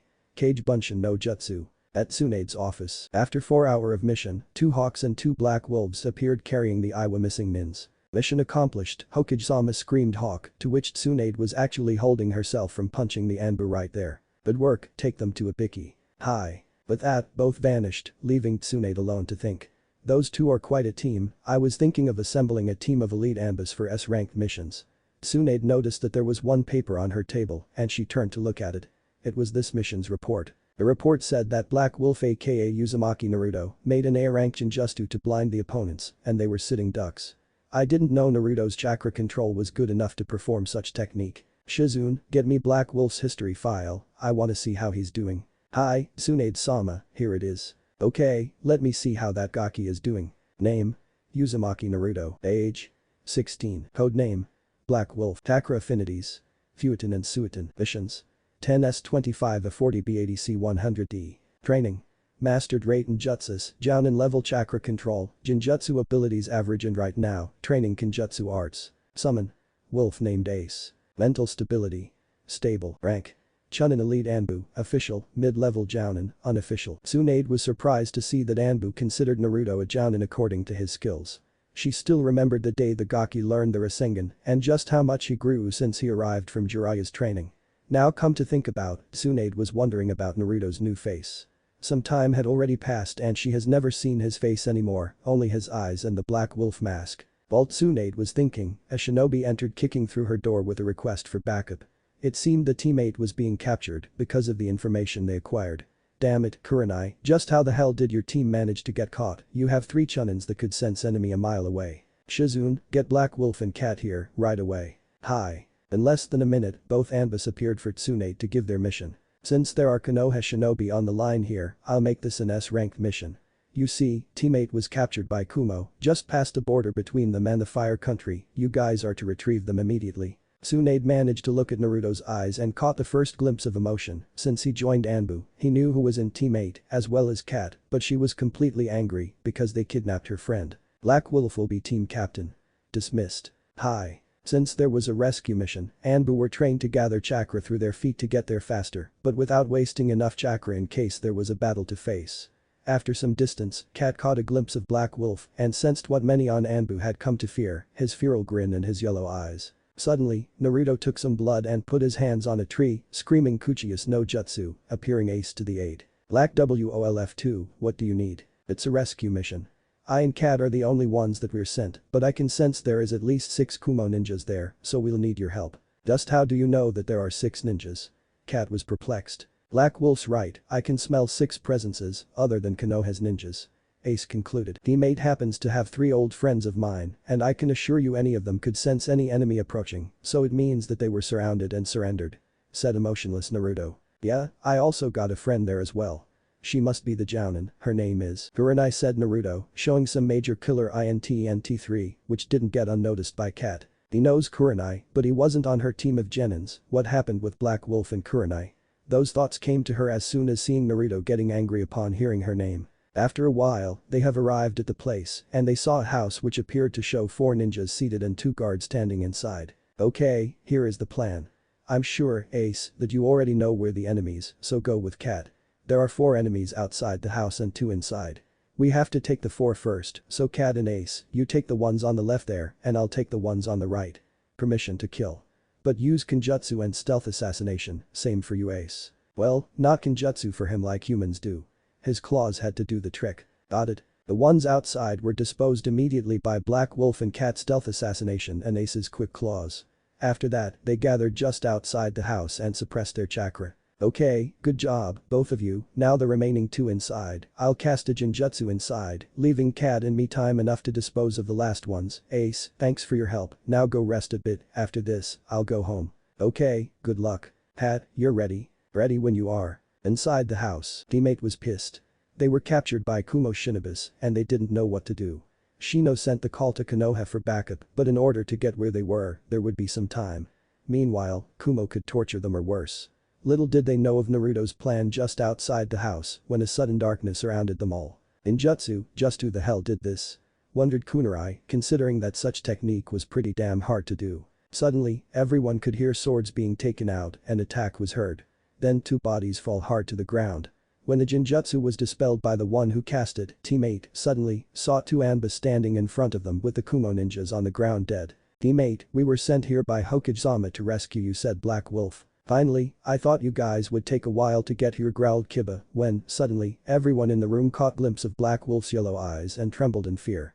Even Cat, who unleashed the ropes and the chakra suppression devices, was sweating since she knew of her partner's history at Anbu. Forgive us for my teammate's behavior, Anbu-san, he is just temperamental, Kurenai apologized. Forget about it, let's go, Tsunade-sama is worried about you all. Said Black Wolf. Kurenai was still looking at the black-masked Anbu. She was positive that she heard that voice before, but the eyes sure brought her memories of her beloved blonde. Once they left the house, Shino came to Black Wolf and started talking. You can fool anyone with that mask, but me you cannot. Good for you, Aburam. But tell me, just how did the Kumo shinobis manage to fool you, then? They used my teammates against me, said Shino, ashamed of the fact that the Anbu was right. I see. You've changed a lot since I last saw you, Wolf. No, Shino, you must be confusing me with one annoying blonde brat, did only got in the way of things. Shino was taken aback by the Anbu's harsh comment. From quite a distance, Kurenai and Hinata were seeing their talk. So, Kurenai-sensei, this Anbu fellow is quite a guy, is he the one you were sad about? How can you tell, Hinata? By the look you gave him back at the house. I can't say for sure, but I sensed a somewhat familiar presence on him. Kurenai said, and Hinata laughed. What's so funny, Hinata? It's nothing. I just never thought that my sensei could fall in love with someone the same age as my own. said Hinata, leaving towards Kiba and leaving Kurenai's surprised look. After a while, teammate and the Anbus were returning from their mission when Kurenai decided to talk to Kat. "How are you, Kurenai-chan, feeling better?" "Hi. Kat, who is he?" said Kurenai pointing to Black Wolf. "Oh, he is Konoha's Black Wolf Anbu, the one who saved you guys. I'm sure you sensed the genjutsu used back there, right?" After a nod, Yugao continued. "Well, he casted it," said Yugao, checking on Black Wolf's back since he was leading the squadron. "Answer me, who is he?" "I don't know myself, he is the only Anbu who doesn't take his mask off even inside Anbu headquarters. I've never seen his face, but I've seen his eyes and I can tell you he is strong. But I was wondering about something." "What is it?" "When we were coming, he told me about his friendship with your team and when I said your name, his killer intent was all around the place." "Care to explain?" "Don't have a clue, my team knows a lot of people and he could be anyone." Kurenai was caught remembering Hinata's words and then looked at Black Wolf's hair. Kurenai, during the whole trip, was thinking about the mysterious Black Wolf Anbu and the fact that his presence made her tremble inside since she sensed the same thing a while ago. After some hours traveling, teammate went home and Kurenai followed the Anbus to Tsunade's office. At Tsunade's office, Tsunade was looking at the window when the Anbus and Kurenai shunshined inside. "How did go?" "Mission accomplished, Tsunade-sama. We disposed of the enemies and recovered every member of teammate," reported Black Wolf. "Congratulations, both of US-ranked mission accomplished." "Kurenai, how about your mission?" "Here is the report, Tsunade-sama." "Thanks. Now, care to explain how a team of trackers were captured?" "Hi, Tsunade-sama. The Kumo ninjas surrounded us and captured Kiba's Akamaru, so Kiba was captured, rendering everyone." "I see, be careful, Kurenai. Your team should thank Kat and Black Wolf for saving your asses. They are some of Anbu's elite." "Hi, arigato, Kat and Black Wolf for saving us. It's our job," Black Wolf said and vanished. Kurenai was speechless, she somehow knew that he was Naruto, but such coldness just didn't belong to him at all. So, Kurenai was sad again. She thought her search ended and that she had found her blonde lover. Tsunade was also taken aback by Black Wolf's emotionless remark and turned to look at Kurenai with some sort of pity. She reached Kurenai and told her about Black Wolf's history, hoping to give some pointers for Kurenai, indicating that Black Wolf was indeed Naruto. "Don't be that way, Kurenai, Black Wolf was just as sad as you." "How?" Such coldness in his way of words, it's like he doesn't have blood in his veins. "He lost someone very dear to his heart a while ago and he vowed to go mission after mission and training after training in order to not let this feeling take over him. But you know I don't think he forgot, I believe that his feeling just rose and he was cold." "Listen, Kurenai, do you want to talk to him?" "Yeah, I do, I want to thank him for saving me, but the bastard just shunshined out of here." "Okay, then, this may be a secret, but tomorrow night he will guard the West Gate border, so you can meet him there." "Thank you, Tsunade-sama." Dismissed, both of you. At Kurenai's apartment, she arrived at her house and took off her clothes in order to take a little shower. Her mind just couldn't stop thinking about the Black Wolf Anbu. It was something about him that resembled her Naruto, but she was remembering the phrase he used it and she has never seen anyone so cold before in her life. When she went to sleep, she remembering what Tsunade told about him and how he suffered because he lost his loved one. Somehow, Kurenai thought that Tsunade was mentioning Naruto's history for her and it was she who broke his heart. Suddenly, the pain in her heart grew and she couldn't breathe anymore, she was trembling of fear just by thinking that she was somehow responsible for turning Naruto into a cold-hearted shinobi. Her mind was trying to compare Naruto and the Black Masked Anbu, although she was confused cause of the inner personalities of both of them. Sure, in appearance, they are similar, but inside they are two different persons. When 2 a.m. appeared on her alarm clock, Kurenai was caught thinking about him so much, she wasn't able to sleep. After some time, Kurenai's body overcome the mind and she was asleep, of course, dreaming about her beloved blonde. Kurenai was in her apartment, it was daylight and she was just awakening when she looked through the windows. It was him, the Black Wolf Mask Anbu standing on a roof near her house. Suddenly, they exchanged looks and he came over to her window asking like an extreme gentleman. "Did you get a good night's sleep, Kurenai-hime?" "I sure did, Anbu-san." Kurenai's outfit was rather provocative to say the least. After that, the Black Masked Anbu entered the apartment, taking off his mask, showing her beloved Naruto with golden hair shining even more because of the sun, and he gave her a sudden passionate kiss that made her tremble so much on the inside, after all she enjoyed so much when he was dominating her. She could feel his strong arms and chest with lots of scars all over, signifying his experience as a warrior, as both of them was hugging tighter and kissing longer than ever before, showing their passion towards the other. When Naruto went to her neck, her breath stopped for a second and the hormones kicked in, making her moan a lot because of it. "Kurenai, wake up, said Anko. "What, oh my god, what time it is?" Relax, it's just 6:30 a.m, we wanted to have breakfast together, but according to what we heard, I think you want to be alone for some time. Said Yuigao with a fox grin. What are you talking about, Yuigao? Oh my god, Naruto, continue, don't stop, please, something like that. Teased Yuigao. I dreamed about him, it was wonderful. He was all over my body, kissing just every part of it in such a cool and hot way that I just couldn't help myself and we got the point, kurenai, you don't need to tell us. Yuigao was already sweating from her hormones, she knew one thing, though, she was definitely talking to Hei tonight. Yuigao, in all my life, I've never been like this before and I think you know who he is, since he is your co-worker. By co-work do you mean Black Wolf is Naruto? Konoha's most feared wolf, Black Wolf is Uzumaki Naruto, once being called a brat by Kakashi-senpai, that Naruto. Yuigao was speechless, but not surprised. Black Wolf was one of the strongest and most mysterious member of Anbu, but not once did she thought that he was the Kyuubi guy. Wait, did you say Black Wolf? Asked Anko, showing her fear to her friends. Yeah, why? I got to know him. Everyone I know is afraid of him. Some say that he is a wolf disguised as human because of the way his eyes look when he shows killer intent. Is Black Wolf Naruto? I believe so. Wait, does Anko, the one who isn't scared by anything in this world, is afraid of the Anbu? Giggled Yuigao. Did you ever see him, Yuigao? If Kurenai is right, Black Wolf and I rescued teammate from the hands of Kuma last night. And to believe that Kakashi at first said that Naruto wouldn't ever be suited for ninja duty, I want to ask him now that he became one of Anbu's elite. Said Kurenai. After Kurenai took a quick wake-up shower, the three took their breakfast together, but still talking about the mysterious member of Anbu, aka the Black Wolf. And to say that Yuigao was surprised was his understatement, she was astonished since she knew that Naruto left to train with one of the Sanin's Jiraiya and became a Chunin in Kumo. What was most surprising for her, it was the fact that one known ice queen of Konoha was falling in love with him. But Kurenai-chan, if Black Wolf is in fact this Naruto, what was that it's our job thing that he told yesterday, like he didn't feel anything? Said Yuigao, almost punching herself after receiving a kick from below the table from Anko and seeing the sudden look on Kurenai's face. I heard him and I feel terrible for it. You see, we dated for some time. It was 3 years ago, Naruto had left with Jiraiya-sama for about 6 months, and Tsunade-sama assigned me as well as 2 Chunins a mission towards Iwa border. When we arrived close to the border, 2 Iwa Anbus attacked us, knocking the 2 Chunins in an instant and dispelling the Jinjutsus I cast upon them, so I was surrounded and already fearing for the worst, to be either tortured to death or be raped. Then, from out of a sudden, a golden blur literally flew by knocking both Anbus with a single kunai, striking the Anbu's neck. It was Naruto, but not the Naruto I came to know when he was a genin, a grown one, with a Chunin vest and extremely handsome. Tails, my friend, I know I heard this story before, but we'd like you to describe a little better about his appearance. Okay, then. After he saved me from the Iwa Anbus, he lifted his head and looked directly at me with a slight grin that normally a person at his age wouldn't have because of his supposed lack of experience. When I looked at him, I was feeling as if his eyes had already owned me in such a way. The sun was sending some light on his hair and I at that time could have sworn that his hair was pure gold. Okay, then, what did he do after saved you? Tell us, Kurenai-chan, you're killing me.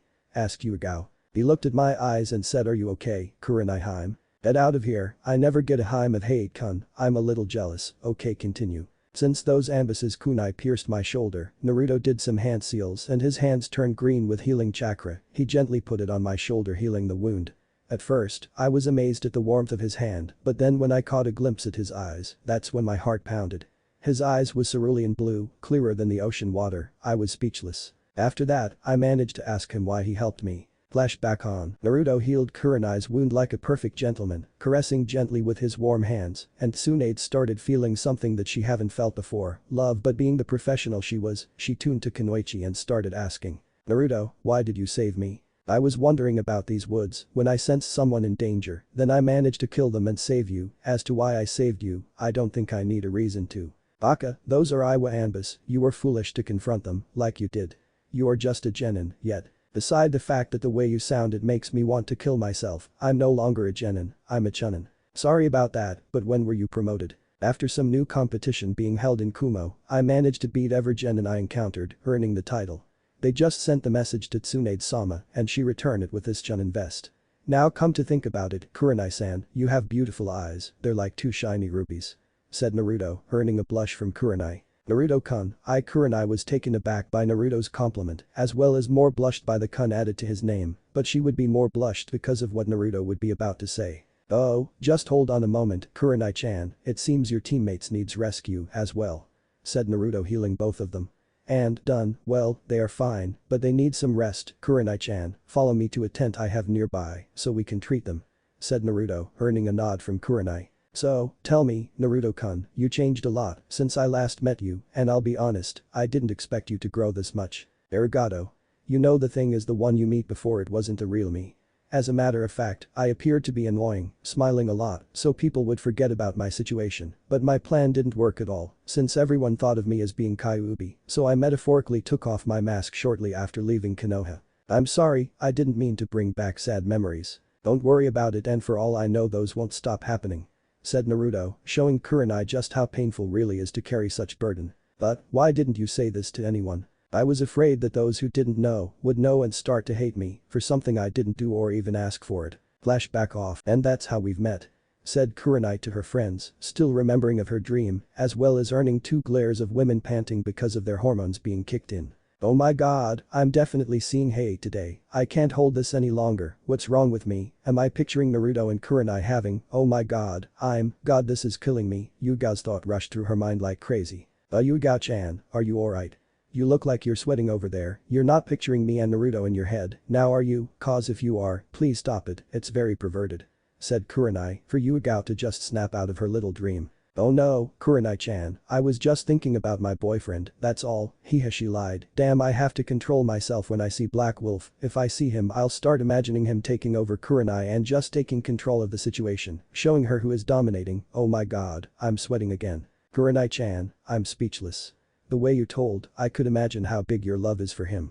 Yuga said, almost caressing her own body for an instant, much to the dismay of Kurenai, who just cursed herself from telling such story to 2 of the most perverted women in Konoha. Yeah, I wonder if I'll ever have that again. So, tell me, how did you hurt him, Kurenai-chan?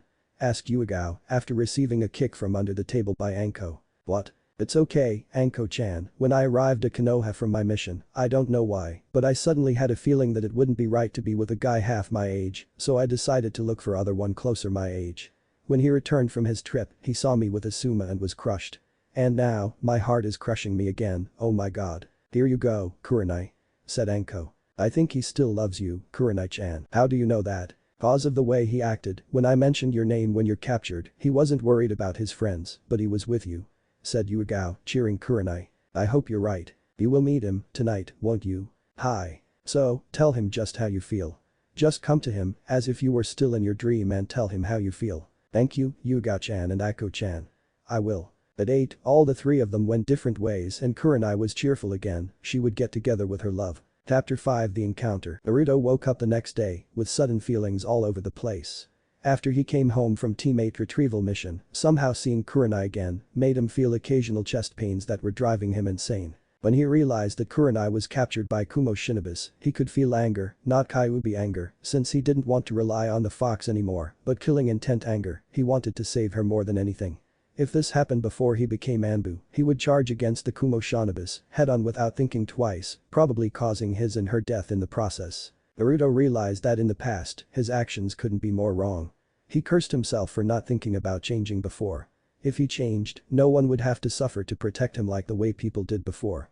Naruto got out of the bed and went to the kitchen to grab some breakfast, waking up Ace, who was sleeping on the couch. The wolf saw Naruto's face and eyes and managed to see everything that he needed to know. Naruto was sad, angry and disappointed at himself, and Ace, just by looking at him, could read him like an open book. In fact, over time, Ace became the only one who understood Naruto, since ever. Sure, there was Iruka, Kakashi, Kurenai, Sandaime, Tsunade, Jiraiya and some of the Rookie 9, but Ace was the one Naruto could count to share some feelings, and both of them knew that. What's the matter, kid? I can see in your eyes, is there something wrong? I'm disgusted at myself for not realizing before that I was weak and didn't do anything about it. Now it's already late. If I'd realized 2 years ago, when I graduated at the academy, I would be much stronger and people wouldn't have to underestimate me or downsize me. If I showed everyone that I didn't have to resort to his power all the time, then they would drop this hatred. Not everyone can fight the demon's will, kid, I already told you that. Back when you were at the academy, you didn't have the experience you have now, thanks to your time at Anbu Special Forces and our battles together. But you've got to realize that your past is far gone now, and there is only the present and the future. No one can live based on past events, you have to live according to the present and the future. I know that, but if I were stronger before, then, for the love of God, kid, stop whining about the past, cause no good can come of this. I'm sorry I have to say this, but your past has to be forgotten so that the present and the future can appear. If you let past obscure your judgment, you'll never grow up and may well end up dead in battle. Ace understood Naruto, but he had to improve his self-esteem a little bit. Kid, you're one of Konoha's elite Anbu, you should be proud of what you accomplished right now. You're right, Ace, sorry for that, I guess that I let my emotions get in the way again. Kid, your emotions are what keep you alive in the first place, without instinct, you're no different than any cold-hearted murderers who are just in for the kill. It came the time for you to do something that let you cope with your stressful missions. But I believe that you already got one, don't you? You have heart to protect this village, so that's not a problem. There is another issue in your mind, isn't it? How can you tell? When I looked in your eyes, I felt 3 different kinds of emotions, sad, disappointment and anger. And I pretty much remember how your eyes were shining yellow yesterday of anger towards the kidnappers of teammate said Ace, much to the surprise of Naruto, which by this time, knew that he couldn't hide anything from his friend and partner in battle. I can't hide anything from you, now can I? No, you cannot, now how is it that cat-masked Anbu? Or is the Genjutsu specialist Jounin? The Jounin, her name is Kurenai. By the look in your eyes, I can tell that you have feelings for her. Yeah, pretty much. I think I may be in love with her. During my training trip with Jiraiya-sensei, I came to encounter her, being cornered by 2 Iwa Anbus, so I rescued her, killing them. When we exchanged looks, it was like time stopped and I could see those blood-red ruby eyes looking at mine. After that, it was safe to say that I had the best week of my life with her, but she had to return to Konoha to report for her failed mission and disappeared. When I returned home, I went to look for her only to know that she was with another man. Explained Naruto, while Ace was paying attention. She broke your heart, didn't she? A lot actually, I've had a glimpse about her, as well, kid, and I can tell people's emotions just by looking through people's eyes. I can say that she is feeling just like you're feeling right now. If you're telling me that both of you exchanged looks and then connected, I can tell you this, she feels the same about you. I just hope you're right, Ace, now we've got to go to Anbu headquarters, if you want, breakfast is on the table, I'll be taking a shower and put my Anbu gear. Thanks, I was kind of hungry said Ace as he lied down on the couch once again.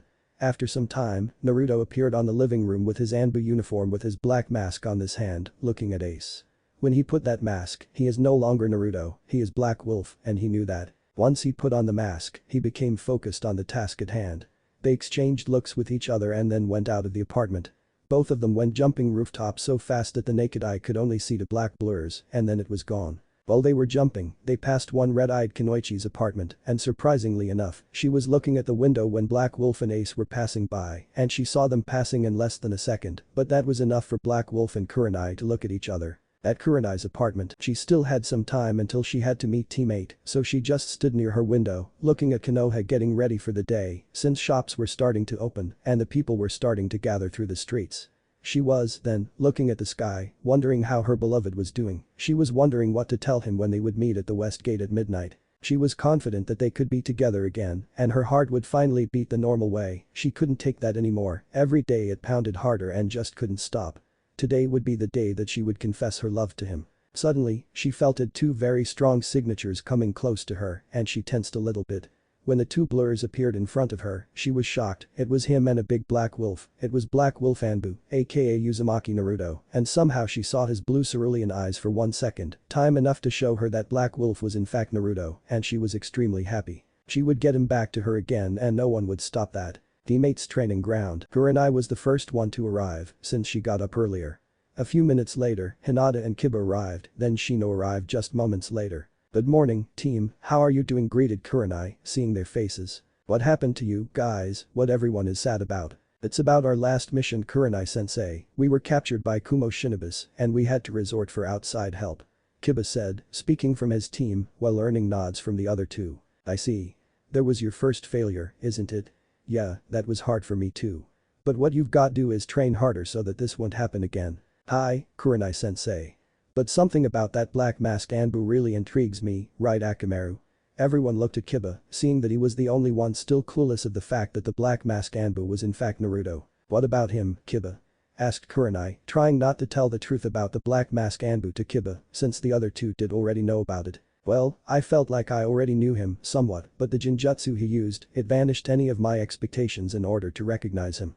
I don't know any Genjutsu user other than yourself Kurenai-sensei. Kiba, Anbus are considered Konoha's best shinobis, it's no wonder they are as strong as you've noticed. But I can guarantee Kiba that you know him better than you think you do. In fact, I think that everyone in here knows who he is, but since he wears a mask, it's for a reason, and you should tell no one about this, got it?" After a nod from their team, they separated from each other for a light spar, Kurenai and Hinata, Shino and Kiba. "So, Kurenai-sensei, do you finally manage to see the black mask Anbu?" "I did. I could see his eyes as he was flying by next to my apartment, but there was another creature with him, something like a wolf. It was quite strange." "Did you think he got the wolf contract? He could be his summon." "Maybe, but I've never seen a summon walk close to the summoner all the time. I believe that the wolf is like Akamaru is to Kiba." "There is a possibility, Kurenai-sensei, but maybe he is both a summon and his partner." "A summon and a partner? Could it be?" "I don't know, Hinata." After about 3 hours of training, teammates said their goodbyes to each other since they didn't have any missions today, much to Kurenai's happiness, cause she would be furious if the one time she was to meet Naruto, Tsunade would send them on a mission. Kurenai was walking through the crowded streets of Konoha, minding her own business, thinking about her encounter date with the blonde Anbu elite, when a message was delivered to her by the Hokage's personal hawk. "Tsunade-sama, if you put me on a mission, you regret." At Tsunade's office. When Kurenai entered Tsunade's office, she was already expecting to be sent on a mission, cursing her luck. She entered and saw not only Tsunade, but Jiraiya as well, looking at her with a small grin on their faces. "What are those two planning?" "Kurenai, please take a seat." "Hi, Hokage-sama, Jiraiya-sama, what can I be of service?" "Actually, it's about your encounter with Black Wolf tonight while he is doing border patrol near the West Bridge. You were able to see how he reacted when you thanked him for saving all of you, right? So, you know as I know that he's no longer the same Naruto everyone used to know. It seemed that he joined Anbu with two purposes, and I believe that he will share them with you, since what I know it's only a lucky guess. After all this time, I don't know anyone that can be so unpredictable like him. When I met him the first day, I couldn't stand his bouncing all the time. After some time, I became used to him and his referring me as Bachan. When he returned and called me Tsunade-sama, my heart froze instantly. Suddenly the Naruto standing in front of me wasn't the real him, and I even believe he was brainwashed. During his time in Anbu, he grew a lot stronger, faster, fearless and emotionless. It was not because of the mask, everyone could see Anbu's eyes, but when he showed his eyes to me, it was the first time I sensed fear just by looking at someone.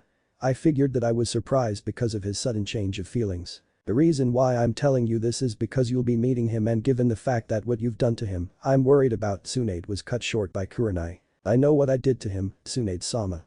I know very much. Every time I think of him or when I see him or even when I hear his voice, my heart stops, and every time I have a feeling of extreme regret of what I've done to him. Tsunade-sama, Jiraiya-sama, I know how you like him, as well. I think that you guys see him as a son figure, and he too cares deeply for both of you. I know that because he told me when we were together at the forest.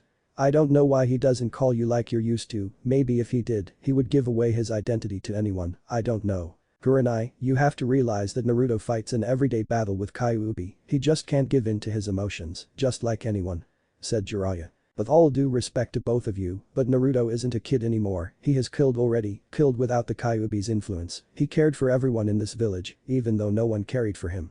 He has become a part of Anbu's elite, a fate that many shinobi here, with much less burden than Naruto, and still couldn't be able to do what he did. Do not underestimate him or treat him like some sort of child who doesn't know what he's doing, because if that was true, then Kyuubi would have destroyed us all years ago. Naruto controls it, Naruto shows it who's in charge.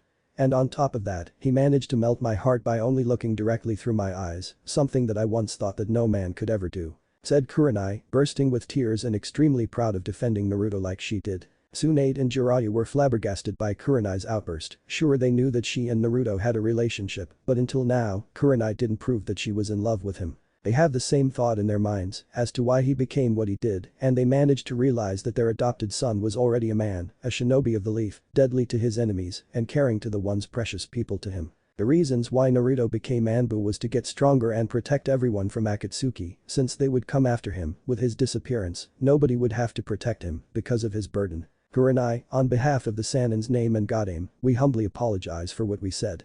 You're right, we underestimated him in a way, we didn't expect him to get this far, and up to now we wasn't entirely sure about your feelings for him. Now that you showed us just exactly how you feel about him, I can say that you guys will have a great future together. Now I know of the reason why he became Anbu, and I believe that you know as well, right? To protect everyone from the burden he carries, so he doesn't have to worry about other ones protecting him from the Akatsuki," said Kurenai, with tears still falling, while earning nods from Jiraiya and Tsunade. Right. Kakashi was right after all. This is the real Naruto. the one we used to know, was actually wearing a cheerful mask all the time, hiding his true self.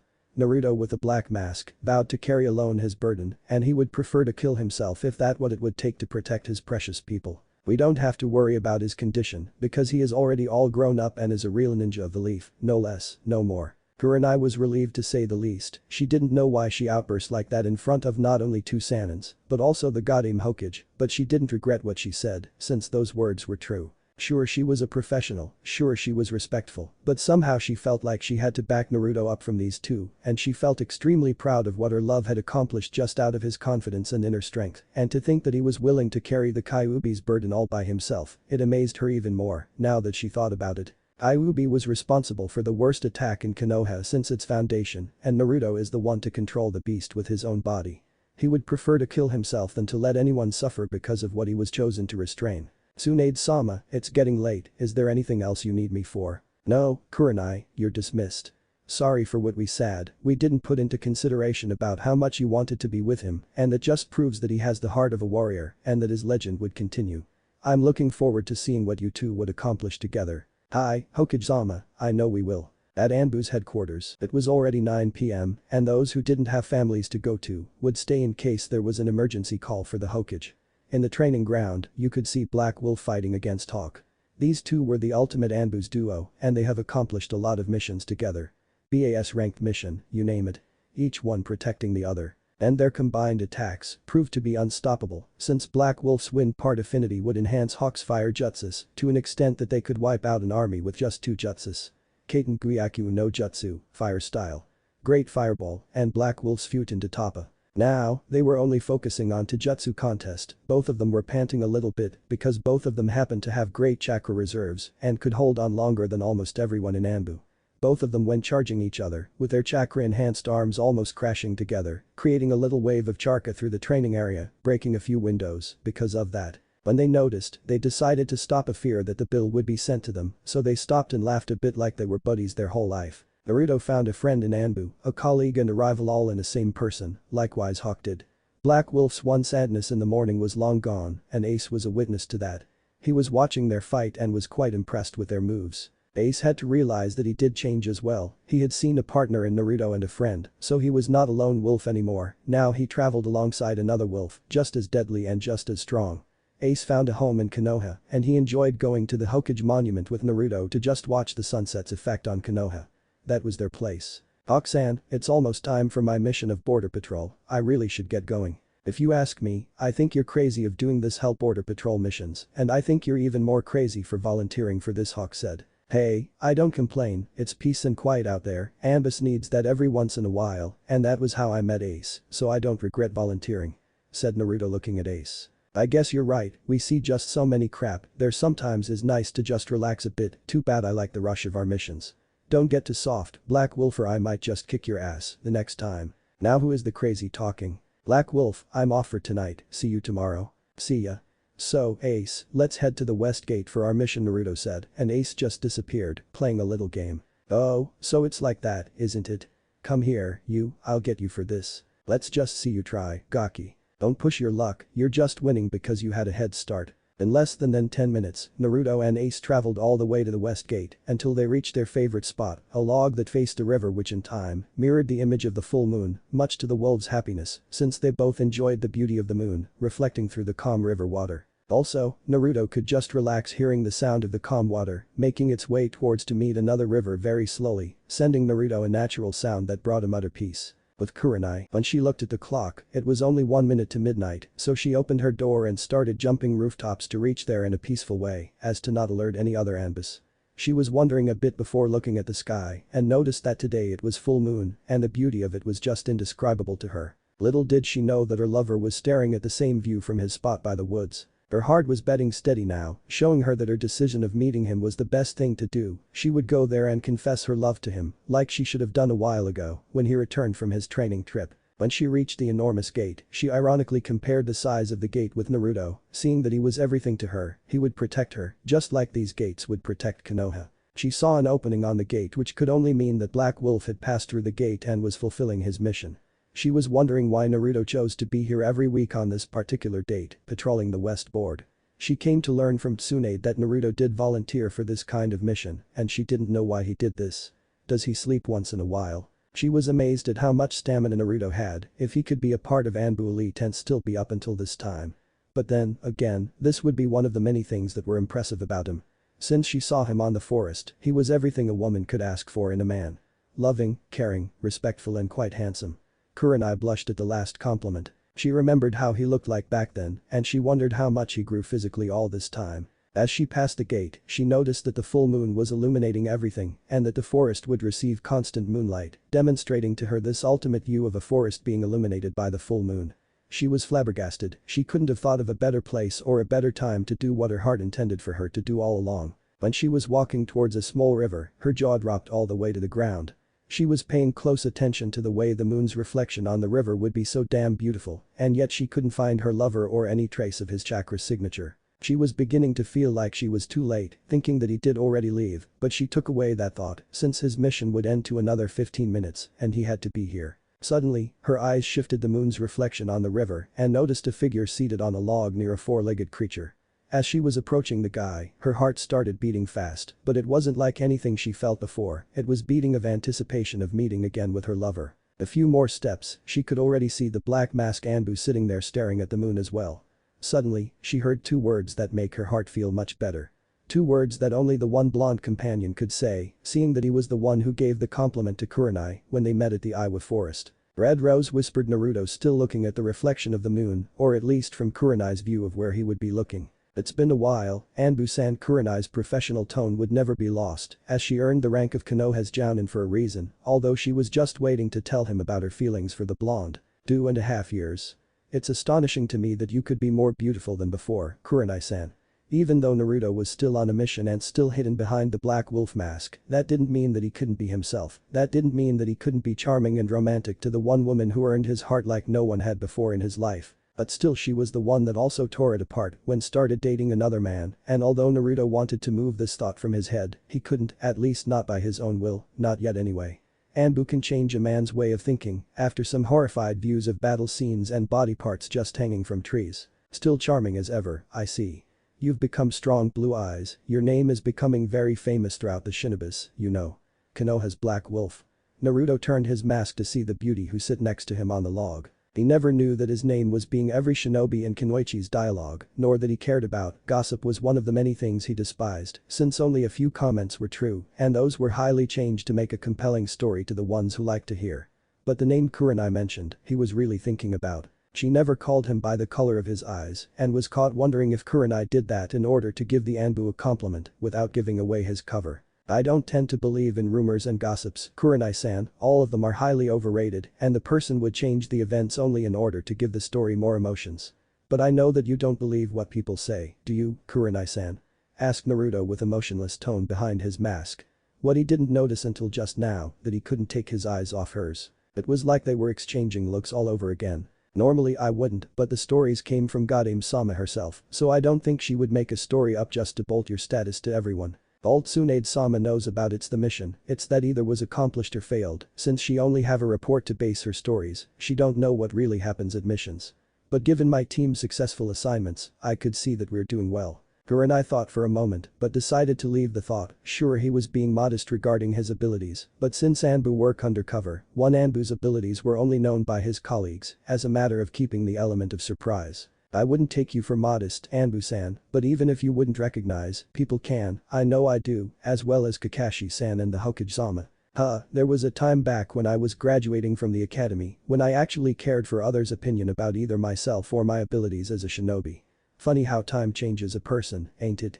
Kurenai knew that Naruto, back then, was only wearing his cheerful mask all the time, and she knew that the person in front of her was the real Naruto, strong, charming, respectful and determined. She loved those qualities in him as she was beginning to lose her emotionless tone on the conversation, seeing that her lover was now highly matured mentally and wouldn't say anything as to endanger any negative situation. I see, so, how's Asuma doing?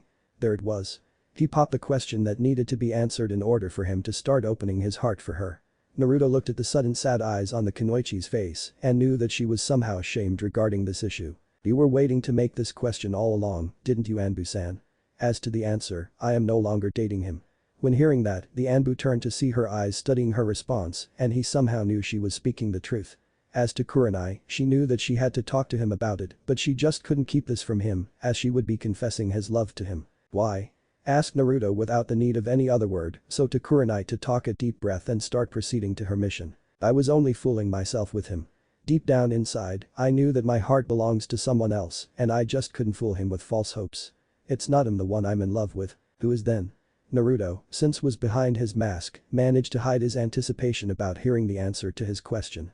To him, she was the only one in his heart, that what it is and that what's always will be. But he didn't know she felt the same for him. His heart was starting beating again, not with anger, not with sadness, but anticipation to her if his beloved would think of him as he thought of her. The one I'm in love with, Anbu-san, well, I would rather show much than telling his name, is that alright to you, Anbu-san? Kurenai suddenly made a decision that she would kiss him right there, she couldn't take it anymore, even though her experience managed to control her anxiety, her heart was winning, and she couldn't hold much longer. Do as you wish, mumbled Naruto, not even bothering to display a cool response.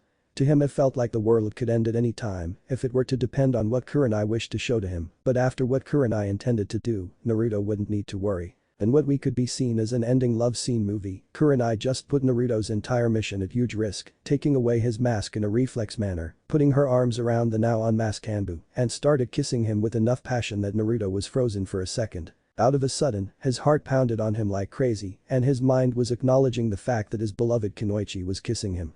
Naruto returned the kiss with extreme pleasure, as they were kissing right in front of the mirror image reflection of the full moon, making one hell of a picture, one that both of them would cherish for the rest of their lives. The moment was recorded inside their brains. After a few minutes, they break the kiss because of air, and both of them just right to do this, as if fate had come knocking on their doors. You're in love with me, Kurenai-hime? Aye. Ever since our little affair at the Iwa forest, I couldn't stop thinking about you, Naruto. When I returned to Konoha, I was frightened. People called me the Ice Queen of Konoha for a reason, you know. I just didn't open my heart to anyone at all, but I will not lie to you, I was afraid of our age difference, I was afraid that people would comment behind my back, I was afraid of how would our relationship would be, and out of shame and apprehension, I did the most stupid thing I've ever done in my life and started dating Asuma. I did it because I thought that it would be better if I dated people my age, but somehow I could feel that was fooling myself as my heart was already taken, and it was you, Uzumaki Naruto. For the moments we exchanged looks until we're sleeping together, I am truly sorry for what I did and beg for your forgiveness. I was weak and I didn't follow what my heart was showing me all along, it was you, Naruto-kun, and will always be you. Kurenai was now bursting through tears right now on Naruto's chest with his arms around her, showing her how he felt about her. Kurenai, suddenly, felt what her heart was showing her, it was that warm feeling she always had when Naruto hugged her with his arms and keep her safe, more like she was listening to his heart. Kur-chan, when I saw you with Asuma, I won't lie to you, it hurt like hell, believe me. But as my carrier in Anbu was going, I just couldn't stop thinking about those blood ruby eyes of yours. When I first saw them, I instantly felt something inside my body, I was trembling. Trembling from a feeling that, until then, I haven't felt anything that could even resemble a sparkle of what it was. I had dreams about us almost every night I had clearance to rest. Since that day in the forest, I knew that I was in love with you, Kurenai-hime, but now I think that feeling grew up to a point that I know if I lost you again, I just wouldn't know what to do anymore. I'm in love with you, Kurenai-chan, and I'll always love you as you are now registered in my mind and in my heart. You always had a way with words, Naru-kun, I feel the same way, and when you're not around, somehow my chest hurt a lot, only to remind me that you're the one for me and you always will. I love you, Kurenai-chan. I love you too, Naruto-kun. With that, they returned one deep and strong kiss with each other. If anyone would see it, it would resemble as a couple trying to get back from the time they weren't together. That last kiss just counted for their 2 years apart and they were going with all their might in order to compensate from what they missed. When they break up for air, a voice started saying and broke the attention of the couple, as well as a surprised look from Kurenai. I hate to interrupt your moment, but Black Wolf has an identity to hide while on a mission, and I would hate if any enemy came to realize that Konoha's Black Wolf was in fact Uzumaki Naruto, so you better put these, so we can go home. Said Ace, holding Naruto's mask on his mouth. Give me that, Ace, sorry, Kurenai-hime, but my companion here is right, that kiss was the best that I ever had, but try not to take away my mask again, okay? I would hate if my enemies found out that you were with me, because they would come to you to get me. I understand, Anbu-san. Do not worry about that, I enjoyed that kiss as well, but I have to say to you that I don't regret what I did for even a second, it felt wonderful and spontaneous, I've never done that before in my life, and I love to do that to you, it felt like I couldn't do better, you know. It felt wonderful, alright, I'd never imagine you doing that, it felt great. Now how about we go to my place and so we can compensate for the time lost and then tomorrow we can have breakfast together, how just that sound? I would like that, Anbu-san. Can I tell you something? I think you'll enjoy it pretty much. Whispered Kurenai, with a foxy yet perverted grin on her face, much to Naruto's already perverted mind, well remembering the last time they had. Go ahead. Thanks again, Naru-kun, everything is delicious. After some breakfast, the two of them went for a walk at Konoha's streets. The shops were beginning to open and the people were starting to appear at the streets because of the fact that Naruto is now Anbu. Everyone thought the demon brat died or went nuke-nin. They kept looking at the new couple holding hands and were marveled at the scene. They saw that Naruto and Kurenai were perfect for each other. He was a little taller than her, so she was holding her arms, leaning her head on his shoulder, much to Naruto's amusement. Tsunade was passing along, heading for the administration building when she saw it. She saw Kurenai hugging the arms of a tall blonde guy with deep blue eyes with whisker marks on his face. Wait, whisker marks? Is that in Naruto? My god, he looks like his father so much, I haven't seen his face in a long time, and now he's all grown up and with beautiful and experienced looks. God, if I were half my age, I would want some of that piece of meat. What I'm thinking. It's Naruto for cry out loud, and it seems that Kurenai already nailed him, they look so great together. You can't even see the age difference, you're really something, Naruto. After a while, Naruto noticed one of his comrades hiding inside the alley and informed him that he is to present to Anbu HQ in 2 hours for a meeting with Hawk. After he nodded for the shadow, she disappeared. Once they returned Naruto's home, they began to talk. Ah, Naruto-kun, I'm really glad we got back together. I'm glad as well, Red Rose, I missed you a lot. I missed you too, oh my god, I am late, I promised my team I would arrive a little early for some practice. It's okay, I have to go to Anbu HQ as well, I would like to take you to dinner tomorrow, Kurenai-chan, how does that sound? Of course I accept, Naru-kun, in case neither of us has a mission, pick me up tomorrow at 9 at my place. It's settled then, and choose the place you want to go, okay. Okay, then, see you Naru-kun. See you Kurenai-chan, love you. Love you. After their goodbyes, they got separated and went for their duties, when suddenly both of them turned and looked at each other, smiling at each other, showing that their future will be as bright as ever. Chapter 6 Jealousy. Asuma was seen in a bar pouring sake after sake inside his mouth like a madman. He couldn't believe for 1 second that the Kyuubi brat took Kurenai away from him. He is only 16, goddammit, I'm her age and a bloody jounin, I started fighting before that brat was even born. What he has that I don't have. All of these thoughts passed through the bearded shinobi as he continued to pour sake. Meanwhile, Kakashi entered the bar in search for at least a thing to do, since the ones he know, namely Uzumaki Naruto, Yuzuki Yuigao, Yamato, Anko, were either in Anbu duty or torturing someone for gaining information and Guy. Well, Kakashi didn't want to hear about Fire of Youth speeches from his rival. He studied the bar for a while, seeing a few Chunin celebrating the outgoing of their mission to Iwa, where they managed to disband an entire army of bandits away. Then Kakashi spotted Asuma near the bartender asking to serve him more sake, which Kakashi figured it was maybe the 10th round, since he could practically smell the alcohol coming out of Asuma. Hello Asuma, what you up to? Asked Kakashi, before ducking one of Asuma's trench knives that passed on top of his head and hit a bottle on the other side of the bar. Beat it, Kakashi, I don't want to talk about it, mumbled Asuma, showing a behavior typical of a pure macho, but inside he was fuming with rage, but the scarecrow was tough to convince. Normally, I would leave, knowing that it would be too troublesome to hear it. Kakashi is lazy as well as Shikamaru, but since I don't have anything to do, I figure a little talk would be nice, seeing that I may know what you're so down about, said Kakashi, already reading his orange book much to Asuma's dismay and sigh. It's your damn student, that Kyuubi brat, said Asuma, applying a strong grip on his cup, not able to break it, but to show how angry he was just for Kakashi to sigh, since he already foreseen such behavior from the bearded friend. Normally, Kakashi wouldn't even care about this, but since the reason of the guy's madness involved Naruto, he was going to try and ease the guy if things would go worse, and he decides to attack Naruto physically. What about him? Oh, you mean his relationship with Kurenai-san? Said Kakashi, again evading the other trench knife. Yes. What the hell did he do to her to brainwash her? I mean, I can't come with a reason for Kurenai to want to be with Uzumaki. Well, he saved her life once when Kurenai went to a mission to Iwa to gather information. She was attacked by 2 Iwa Anbus and Naruto took them down and saved her. After that, they stayed with each other until her mission was to be reported to Tsunade-sama. I guess then they kind of felt something for one another, I don't know. Related Kakashi, seeing Asuma's expression changing a little bit but still wasn't enough. So, only because he saved her, does that mean that she has to be with him? That's ludicrous, Kakashi. It's not some regular kunoichi who fell in love with her savior. Kurenai is a jounin for Christ's sake, she was a jounin by the time he was a genin. Scowled Asuma in a way that it looked like he was exhaling smoke through his nostrils, quite likable. True, but I don't think that Kurenai aka the Ice Queen of Konoha would melt for someone who just saved her from danger. But I don't know what happened between them after he saved her and her team, but I assume that was more to it than just her appreciation to Naruto for saving her. Said Kakashi, knowing that Asuma would see what he was going to talk after that, without actually needing to. I guess, said Asuma, now demonstrating the real emotion he was feeling, lack of pride. Asuma was a veteran warrior, so it was safe to say that his pride went to the roof after staying alive while enduring most battles. Huh, I bet that kid didn't see near as much as I did. Right now, Asuma was smirking, but to Kakashi he felt what the intention was, since Kakashi had the ability of reading everyone like an open book, well except Naruto, to whom he quitted trying to figure him out since they were Jounin and Genin.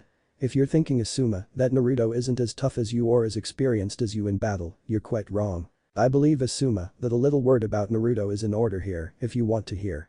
Kakashi took the silent as an authorization for him to start talking. Apart from keeping the Kyuubi trapped inside his body, which I believe that itself it's a feat to be remembered, but he also had to take all Konoha's pain and loss from the Kyuubi battle, only to him for his own life. All his life he was hated for something he didn't do or ask to bear. So, on his 10th birthday, when he was running away from a mob of villagers and chunins, he ended up falling and was beat quite a lot. For no reason at all, he started to smile at the mob of villagers. Naruto was covered in blood all over his body, but he just offered the crowd one of the sweetest kid smiles I've ever seen, hoping that they would let him go, and surprisingly it worked. I know that because I was the one who took him to the hospital on that day. Since then, Naruto kept his smile mask as a way to divert attention from what he carries inside him, hoping that the crowd would just let go.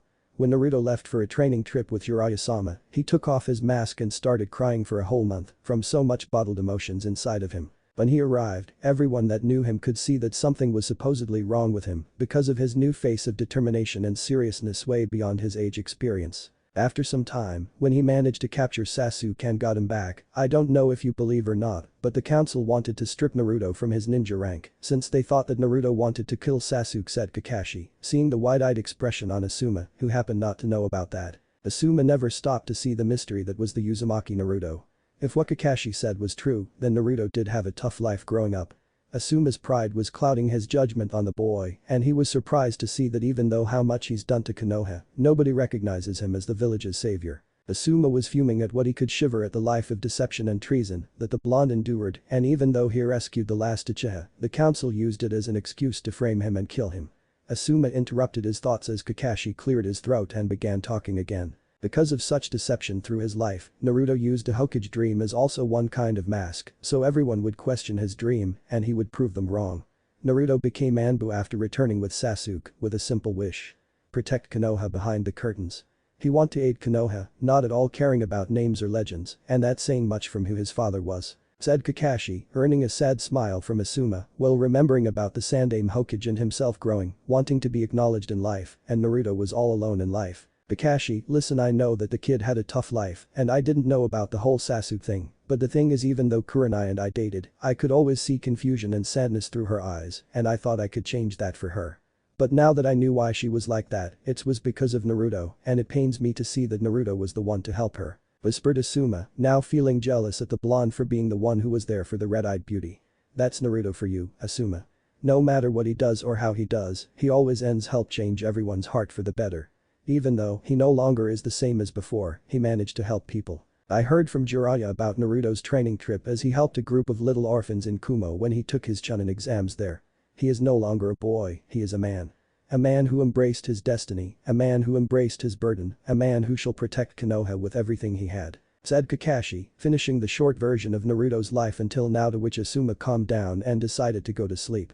I think I'll leave now, Kakashi, a little sleep may calm my nerves, said Asuma, leaving without wanting to hear Kakashi, even if he wanted to say anything. On the next day, Asuma got out of his apartment and went to his team's training ground. When he felt a strong presence coming near him and a blur focusing more chakra, he was able to spot the one foe he was looking forward to settle some accounts with. Upon making his decision, Asuma started to follow him in order to confront him. Asuma's pride was getting in the way of rationality once again, even if did remember Kakashi's little story about the blonde. He only considered Kurenai a trophy or an instrument of conquer now, and his warrior side would as hell win the trophy. Suddenly, Naruto just stopped on the next building and watched Asuma passing by him in a quick blur. When Asuma realized what happened, Naruto was waiting for him on top of the building he stopped before. Asuma was pissed, he was lost in wonderings, and his opponent figured it out sooner than expected. Asuma wanted to go to a place that didn't bring attention so that they could settle some things. When Asuma landed on the building, he turned to stare at Naruto for a bit, studying his reactions. But so far he couldn't see any emotions on the blonde's hidden face, even his eyes were emotionless. Just who is this kid? Not even Itachi had such emotionless face. For a while, Asuma continued to study the blonde's face, but to no avail. It seemed that the one in front of him was a mindless clone, one without feelings, without hot blood running down his veins. Asuma never faced an opponent like this before. Because of Naruto's zero display of emotions, Asuma couldn't tell when he would attack, where or how. Asuma was afraid of such a guy. The possibilities were endless. From Naruto's part, he continued to stare at Asuma with a motionless face. Such face was actually hilarious to the blonde. Whoever the enemy was, they always became hesitant upon seeing him like this. Naruto didn't know what Asuma wanted with him. He sighed knowing that he would reach Anbu HQ early. Even though he still had some time left, he didn't want to waste his time with the bearded jounin. Naruto's instincts were on, and he somehow thought that Asuma wouldn't come all the way here just to say hello. Somehow, Naruto figured that the jounin was upset about something, and deep inside his guts, he knew what it was, since he thought of the possibility of doing the same thing to Asuma in a desperate way to win Kurenai's heart. But back then what stopped him was the fact that Kurenai appeared to be happy with Asuma, so he threw the idea off the window.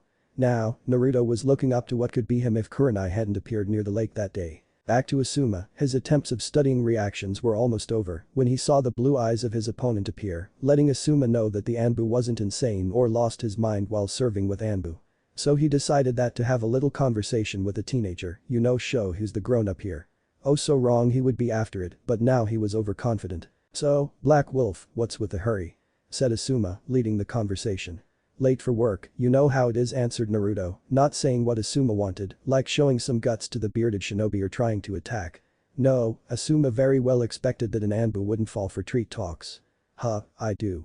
Actually sounding like a man, but still you has to take off the diapers, kid. Said Asuma, smirking from putting the Anbu down like he would berate Shikamaru or Chaoji, being these two his students, but such attempt was to no avail. It's never wise to underestimate anyone, Asuma-san, so why don't you cut the crap and tell me why you were following me in the first place? Said Naruto, keeping his cool, actually sounding like Kakashi's coolness, who by the way was watching Asuma and Naruto's little confrontation, since he knew that Asuma wouldn't let go. Kakashi was right about following Asuma to see if he would like to settle things with his ex-student. He already went on a couple of missions with Asuma, and he already figured Asuma as a pride general, never admitting his defeat towards the enemy. Now Asuma is facing the most unpredictable opponent in Konoha, Uzumaki Naruto. None even Kakashi could see what Naruto's all-out mean, since when Naruto was a genin, he wore that stupid emotional mask, hindering his actual skills, and Kakashi knew that Naruto's test to get an Anbu was only a percentage of his abilities. But he wasn't concerned with the outcome of Asuma and Naruto's battle, since these two were the strongest wind users in Konoha. Well, they are the only wind user in Konoha. Back to the little argument, Asuma was getting quite irritated with the blonde opponent. His little psychological threat was not working on the supposed inexperienced Anbu. Quite on the contrary, Naruto remained stoic as ever, since he decided not to waste his brain on empty threats of a fellow shinobi, much to Asuma's light anger and Kakashi's smirk, since he figured Anbu training actually does that to people. So, quite tough you are, Black Wolf, or should I say Uzumaki, Naruto said Asuma, as a last resort. He knew that Anbu were picky on hiding their identities, since they were in theory dangerous to foreign shinobi and could be an extreme liability if the enemy knew the Anbu's identity. Upon hearing this, Kakashi closed his book and slapped his hand at his headband, cursing Asuma's ridiculous plot. If it were him, he would be sent to Ibiki for questioning, since that was Anbu protocol, and he was afraid Naruto would do just that. But upon seeing the Anbu's reaction, Kakashi was relieved a little bit. Naruto wouldn't do anything, that much was certain. Well, at least if Asuma doesn't attack him, there is. Asuma-san, you said you are a grown-up, yeah, a jounin, but with that ridiculously stupid attempt of yours to make me angry just shows how ill-equipped you are to handle a real life-threatening situation. Frankly, I would say that a regular chunin could have a better result than you did, don't you think? That did it. To say that Asuma was angry would be an understatement. He was very pissed. Who the hell does this midget thinks he is? I'll show him. Ah, Naruto, now you pissed him off. Now let's see if you have the abilities to back your words. Said Kakashi, already with his Sharingan active in preparation to see the fight. With chakra-enhanced feet, Asuma vanished and appeared in front of the Anbu with the intent to strike him, but to no avail since Naruto already shunshined out of the way before Asuma could swing his wind-enhanced trench knife. When Asuma turned his back, he saw the Anbu staring at him with sad eyes, much to the surprise of Asuma and Kakashi. Tears were dropping on the black mask as if suddenly the weight of being an Anbu suddenly got a hold into his sanity. "Is that sadness I see in your eyes, Black Wolf?" asked Asuma in confusion. "Yes it is. Sadness because the fact that I know the reason why you're doing this. It's about Kurenai-chan, isn't it?" asked Naruto, to which Asuma was taken aback by it. Naruto was sad with such display of emotion, and Kakashi sighed, knowing why Naruto was crying. Since Naruto returned from retrieving Sasuke, Kakashi figured Naruto would threat the bearded shinobi, quite like he was threatening Naruto right now, and the thought of doing something like this actually disgusted Naruto. To think that kurenai was a trophy to be won after a battle was disgusting, and he would damn well show that to Asuma. "Asuma, if you think that Kurenai-chan is just a prize for you to win after the battle, I can already tell you, I lost all respect for you," said Naruto, now showing his signature feral grin that managed to stop Asuma from trying anything to Naruto. Naruto was showing a mix between sadness and anger because of the Jounin's actions. "If you wanted to fight with me as a way of testing your skills, trust me I would be glad to spar with you, Asuma, but seeing that all you care about Kurenai-chan as a goddamn trophy for you to win in case you even win this battle, I can tell in advance, you already lost it. You see, when I arrived from my training trip with Uraia-sama, I was devastated upon seeing you with her, but then I figured she was happy, so I thought that you were a great shinobi that would be able to offer her protection and love, but seeing that all you wanted was to hold her as a trophy, I can say with all certainty, you stink as a human being," said Naruto, now with his feral grin at maximum, not only making Asuma shiver, but also Kakashi was not feeling so well, since he didn't remember seeing that much killing intent in a long time. "That's lot of bold words, kid, face me then and show me that I'm wrong," said Asuma, getting free from Naruto's killing intent as well as throwing one of his knives with Kei's chakra at Naruto. Upon seeing the knife approaching, Naruto took off his katana and cut the knife in half with his Kei's katana with an extreme swiping motion. Asuma, with a backup plan, raced at Naruto with his other knife, using Naruto's momentarily time dealing with the first knife and put the other on Naruto's neck, thinking he won the battle. "Yield kid, I won," said Asuma, smirking, never taking the time to notice that Naruto was with his free hands, holding a Futon Rasengan inches from Asuma's stomach. "If I were you, Asuma-san, I would not say something like that and instead look down for a bit," said Naruto, leaving a confused Asuma and a wide-eyed Kakashi who only managed to see Naruto's Rasengan because of the Sharingan. "What? Look to," it was all Asuma could say, before he looked down to see the spiral ball surrounded by Kei's chakra inches from his stomach, which would kill him instantly. Upon seeing this, Asuma turned to see Naruto's eyes and gasped with fear. Those were the eyes that made Naruto famous around Konoha, as well as the enemies that survived his encounter. "Asuma-san, I don't want you to be mad at me, for as I didn't do anything to deserve such a thing. As to Kurenai-chan, she is no trophy to be won after a battle. I love her deep down my heart and she chose the one to whom her heart belonged. Hell, when I arrived, I figured that she would choose you, seeing that you're together, and I would never mess with that, since I know that the heart of someone isn't won by competition," said Naruto, now showing his blue eyes but never dropping the Rasengan until Asuma surrendered. "It's hard for me to lose again, kid. But I can see that you're much stronger than me. At first, it was about Kurenai, but now I wanted to see just how strong you are and I can see you grown a lot. I'm very sorry, Naruto, about what I did. Kakashi did tell awfully a lot of nice things about you. I guess I never got to know you like everybody else did. Don't worry about this fool before your eyes. Now, I want to see the face of my opponent if you would grant me this wish," said Asuma, now feeling like a heavy burden just came out and he, like everyone that Naruto came to encounter, was invigorated. Upon hearing the bearded shinobi's request, Naruto nodded and took off his mask, showing his features to the bearded shinobi, much to Asuma's utter shock. Naruto was literally Minato's clone, and he showed the eyes of an experienced warrior, one that Konoha was, is and will be very proud of the once hyperactive knucklehead ninja Uzumaki Naruto. "I can see that you're strong, Naruto, and don't worry about me anymore, I'm not going to disturb you anymore with this issue," said Asuma, already turning to leave but stopped when Naruto spoke. "Asuma-san, as I said before, if you want to fight as a way of testing your skills, I'll be glad and honored to," said Naruto with his foxy grin. "Huh, don't get cocky, kid, just because you won this fight doesn't mean you'll win the next round. I'll be waiting for it then, Asuma-san," said Naruto before putting back his mask and leaving to Anbu HQ. Meanwhile, Kakashi couldn't be more proud of his student.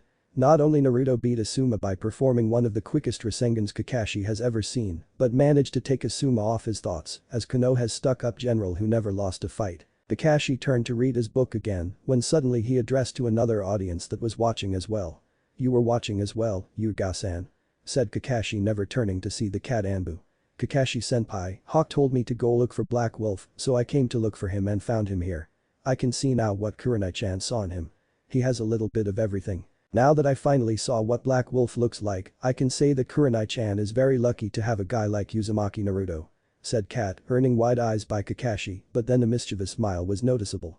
"Jealous, aren't you, Yuga-san? Just what would Hate say if he knew about it?" teased Kakashi a little bit, earning a little blush of embarrassment from the cat mask Anbu. "Don't speak nonsense, senpai, I love Hate, but I can see why Kurenai likes Naruto so much, and I can say that they are perfect for each other." "Well, senpai, I have to go back to HQ, Black Wolf must be there already, and Hawk-san must be looking for me," said Kat, almost leaving. "Right, say hi to Hawk for me would you? Also I heard that Hawk and Black Wolf made a little rivalry in Anbu, is that right?" "Actually, it is. Naruto and Hawk are very good friends and equally strong. When they train together, the windows in Anbu HQ always shatter and they vanish before taking responsibility for the damage. The chief knows that, but he chose to stay silent, figuring that's how the strongest Anbu in the force trains," said Kat, sending an audible laugh at Kakashi who laughed as well, upon remembering Hawk when he was Anbu captain.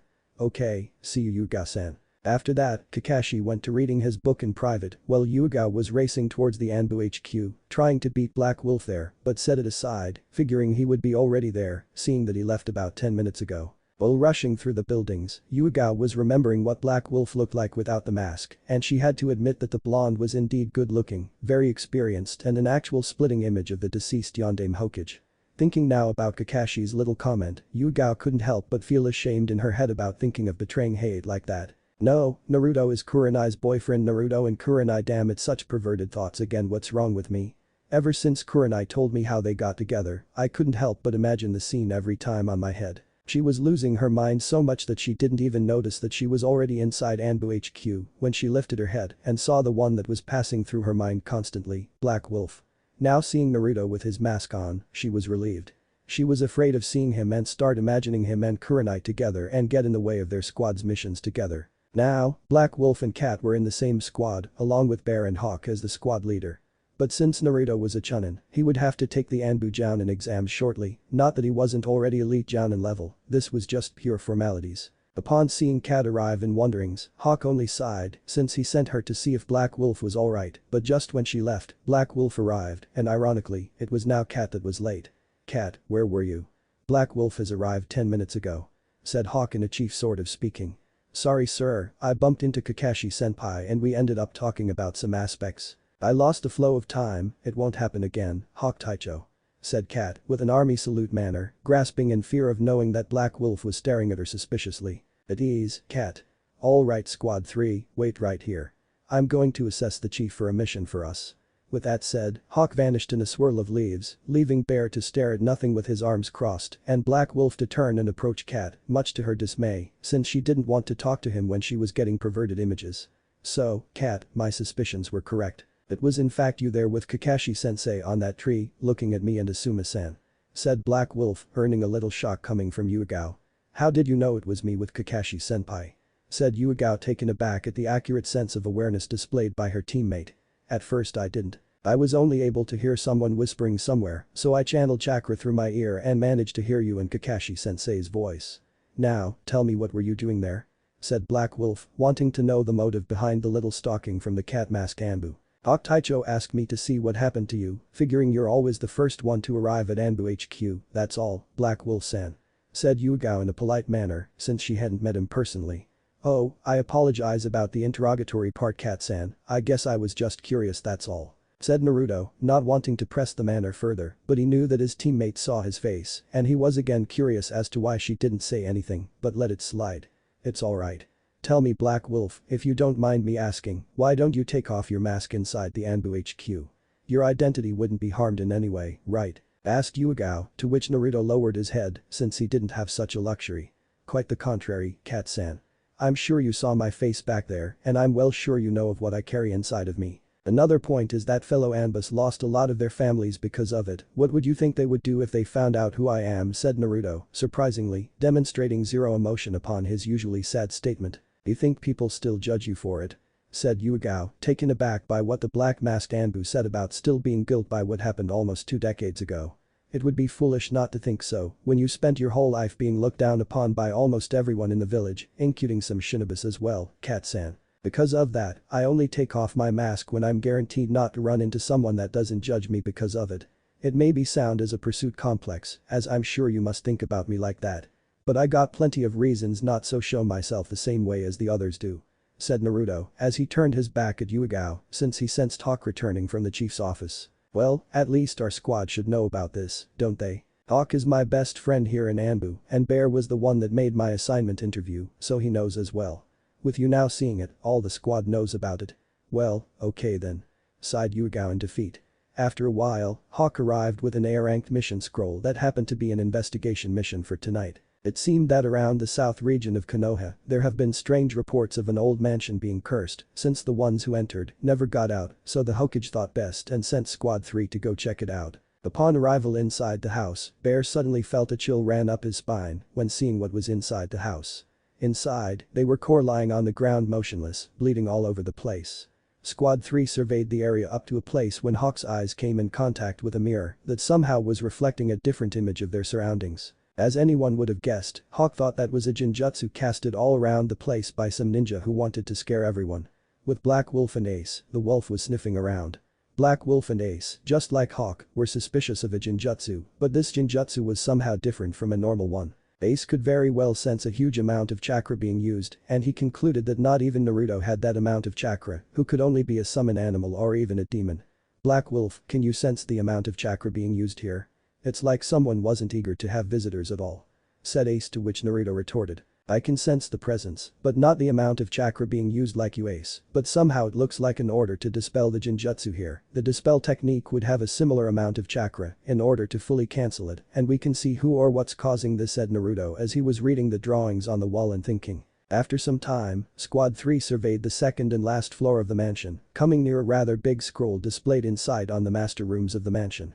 When Kat did her last step, a huge roar could be heard, and the squad knew it came from the scroll. What are the chances of this contract being a summon contract and the boss animal just doesn't want any visitors? I once read the story about the wolf boss directly before Fenrir-sama, saying that he as well didn't want any visitors, so he hid the contract inside a cave and protected it with his life until Fenrir-sama came and took his place as wolf boss," explained Ace. "Well, in that case, all we have to do is to burn the scroll and release this stupid mass jinjutsu," said Black Wolf. "Step aside, Bear and Cat. Black Wolf, joint attack number 1. Kaiten Futon combination. Ride on it, Hawk Taicho," said Naruto with enthusiasm as he was once again working with alongside his friend and rival. Futon Tatapa, wind style. Great breakthrough jutsu, Kaiten Guyaku no jutsu, fire style. Great fireball jutsu. What could be described as a loud explosion, it was heard from Hawk's fireball in conjunction to Black Wolf's gust of wind, making the fireball grow in size and power. The results were visible, and a huge hole behind the scroll could be seen, turning the scroll to ashes. Upon seeing that, Tsunade, while walking beside the haunted mission to see if the Anbu squad would solve the problem, suddenly saw the huge hole on the top and Squad 3 appearing. She sighed thinking that they went a little bit overboard but at least managed to solve the problem, completing the assignment. After seeing the Hokage staring at them, the Anbu team jumped and kneeled in front of her, letting her know that the mission was complete. Upon seeing Black Wolf's mask, she smiled and greeted the team for a job well done. "So Hawk-san, good job on the mission, but couldn't your team be a little less noisy? I believe the entire city heard the explosion created," said Tsunade, rubbing her head, wanting to send the bill for them to pay again. Since Naruto entered the Anbu, there has been numerous requests for window repairs from inside Anbu HQ, and somehow she figured that Naruto would have a part in it while training. "Our apologies, Hokage-sama, it's just that Black Wolf and I used our combination in order to eliminate the threat as soon as possible. Actually, the summon contract held a giant lizard that just got in our way and we had to destroy it," said Hawk. "I'm sorry, but I heard you say that you and Black Wolf used your combination, what's up with that?" asked Tsunade, intrigued cause she never heard of Anbus and combinated ninjutsu attacks. "Certainly, Hokage-sama. Black Wolf and I have been coming with combined attacks in order to maximize the power of our jutsus. For instance, what you witnessed was a mix of mine Kaiten Goyaku no Jutsu and Black Wolf's Futon Tatapa. Together, the gust of wind literally doubled the fireball and the results, well you witnessed firsthand. I certainly did, so is half of Konoha. Well, good job, congratulations. Now dismissed, said Tsunade, before seeing different kinds of shunshin performed by the members of the team. Hawk did the Hoshunshin no Jutsu, fire style. Body flicker jutsu, Black Wolf did the Futon Shunshin no jutsu, Cat made a regular Shunshin, and Bear used the Doton Shunshin no jutsu, Earth style. Body flicker jutsu. Tsunade walked then to her home to rest. She thought about how Naruto's Anbu team handled their missions and considered a little commendation was in order for them. Since Kakashi and Itachi's team, no other team was so successful in missions, and she was proud of the fact that Naruto belonged to that team, and not only that, but also the fact that he and Hawk could destroy an entire army with their combined jutsus. I can see why kurenai had fallen for you, Naruto. You are quite a guy indeed. Though if I was younger side Tsunade actually started to become jealous of the Genjutsu mistress. What if Naruto has the Supreme Wolf bloodline Naruto x Kurenai? Thanks for watching my video till the end. If you enjoy this content, then do consider subscribing to my channel and leave a like if you guys need the next part, comment down, and thanks for watching the video and see you guys in the next video.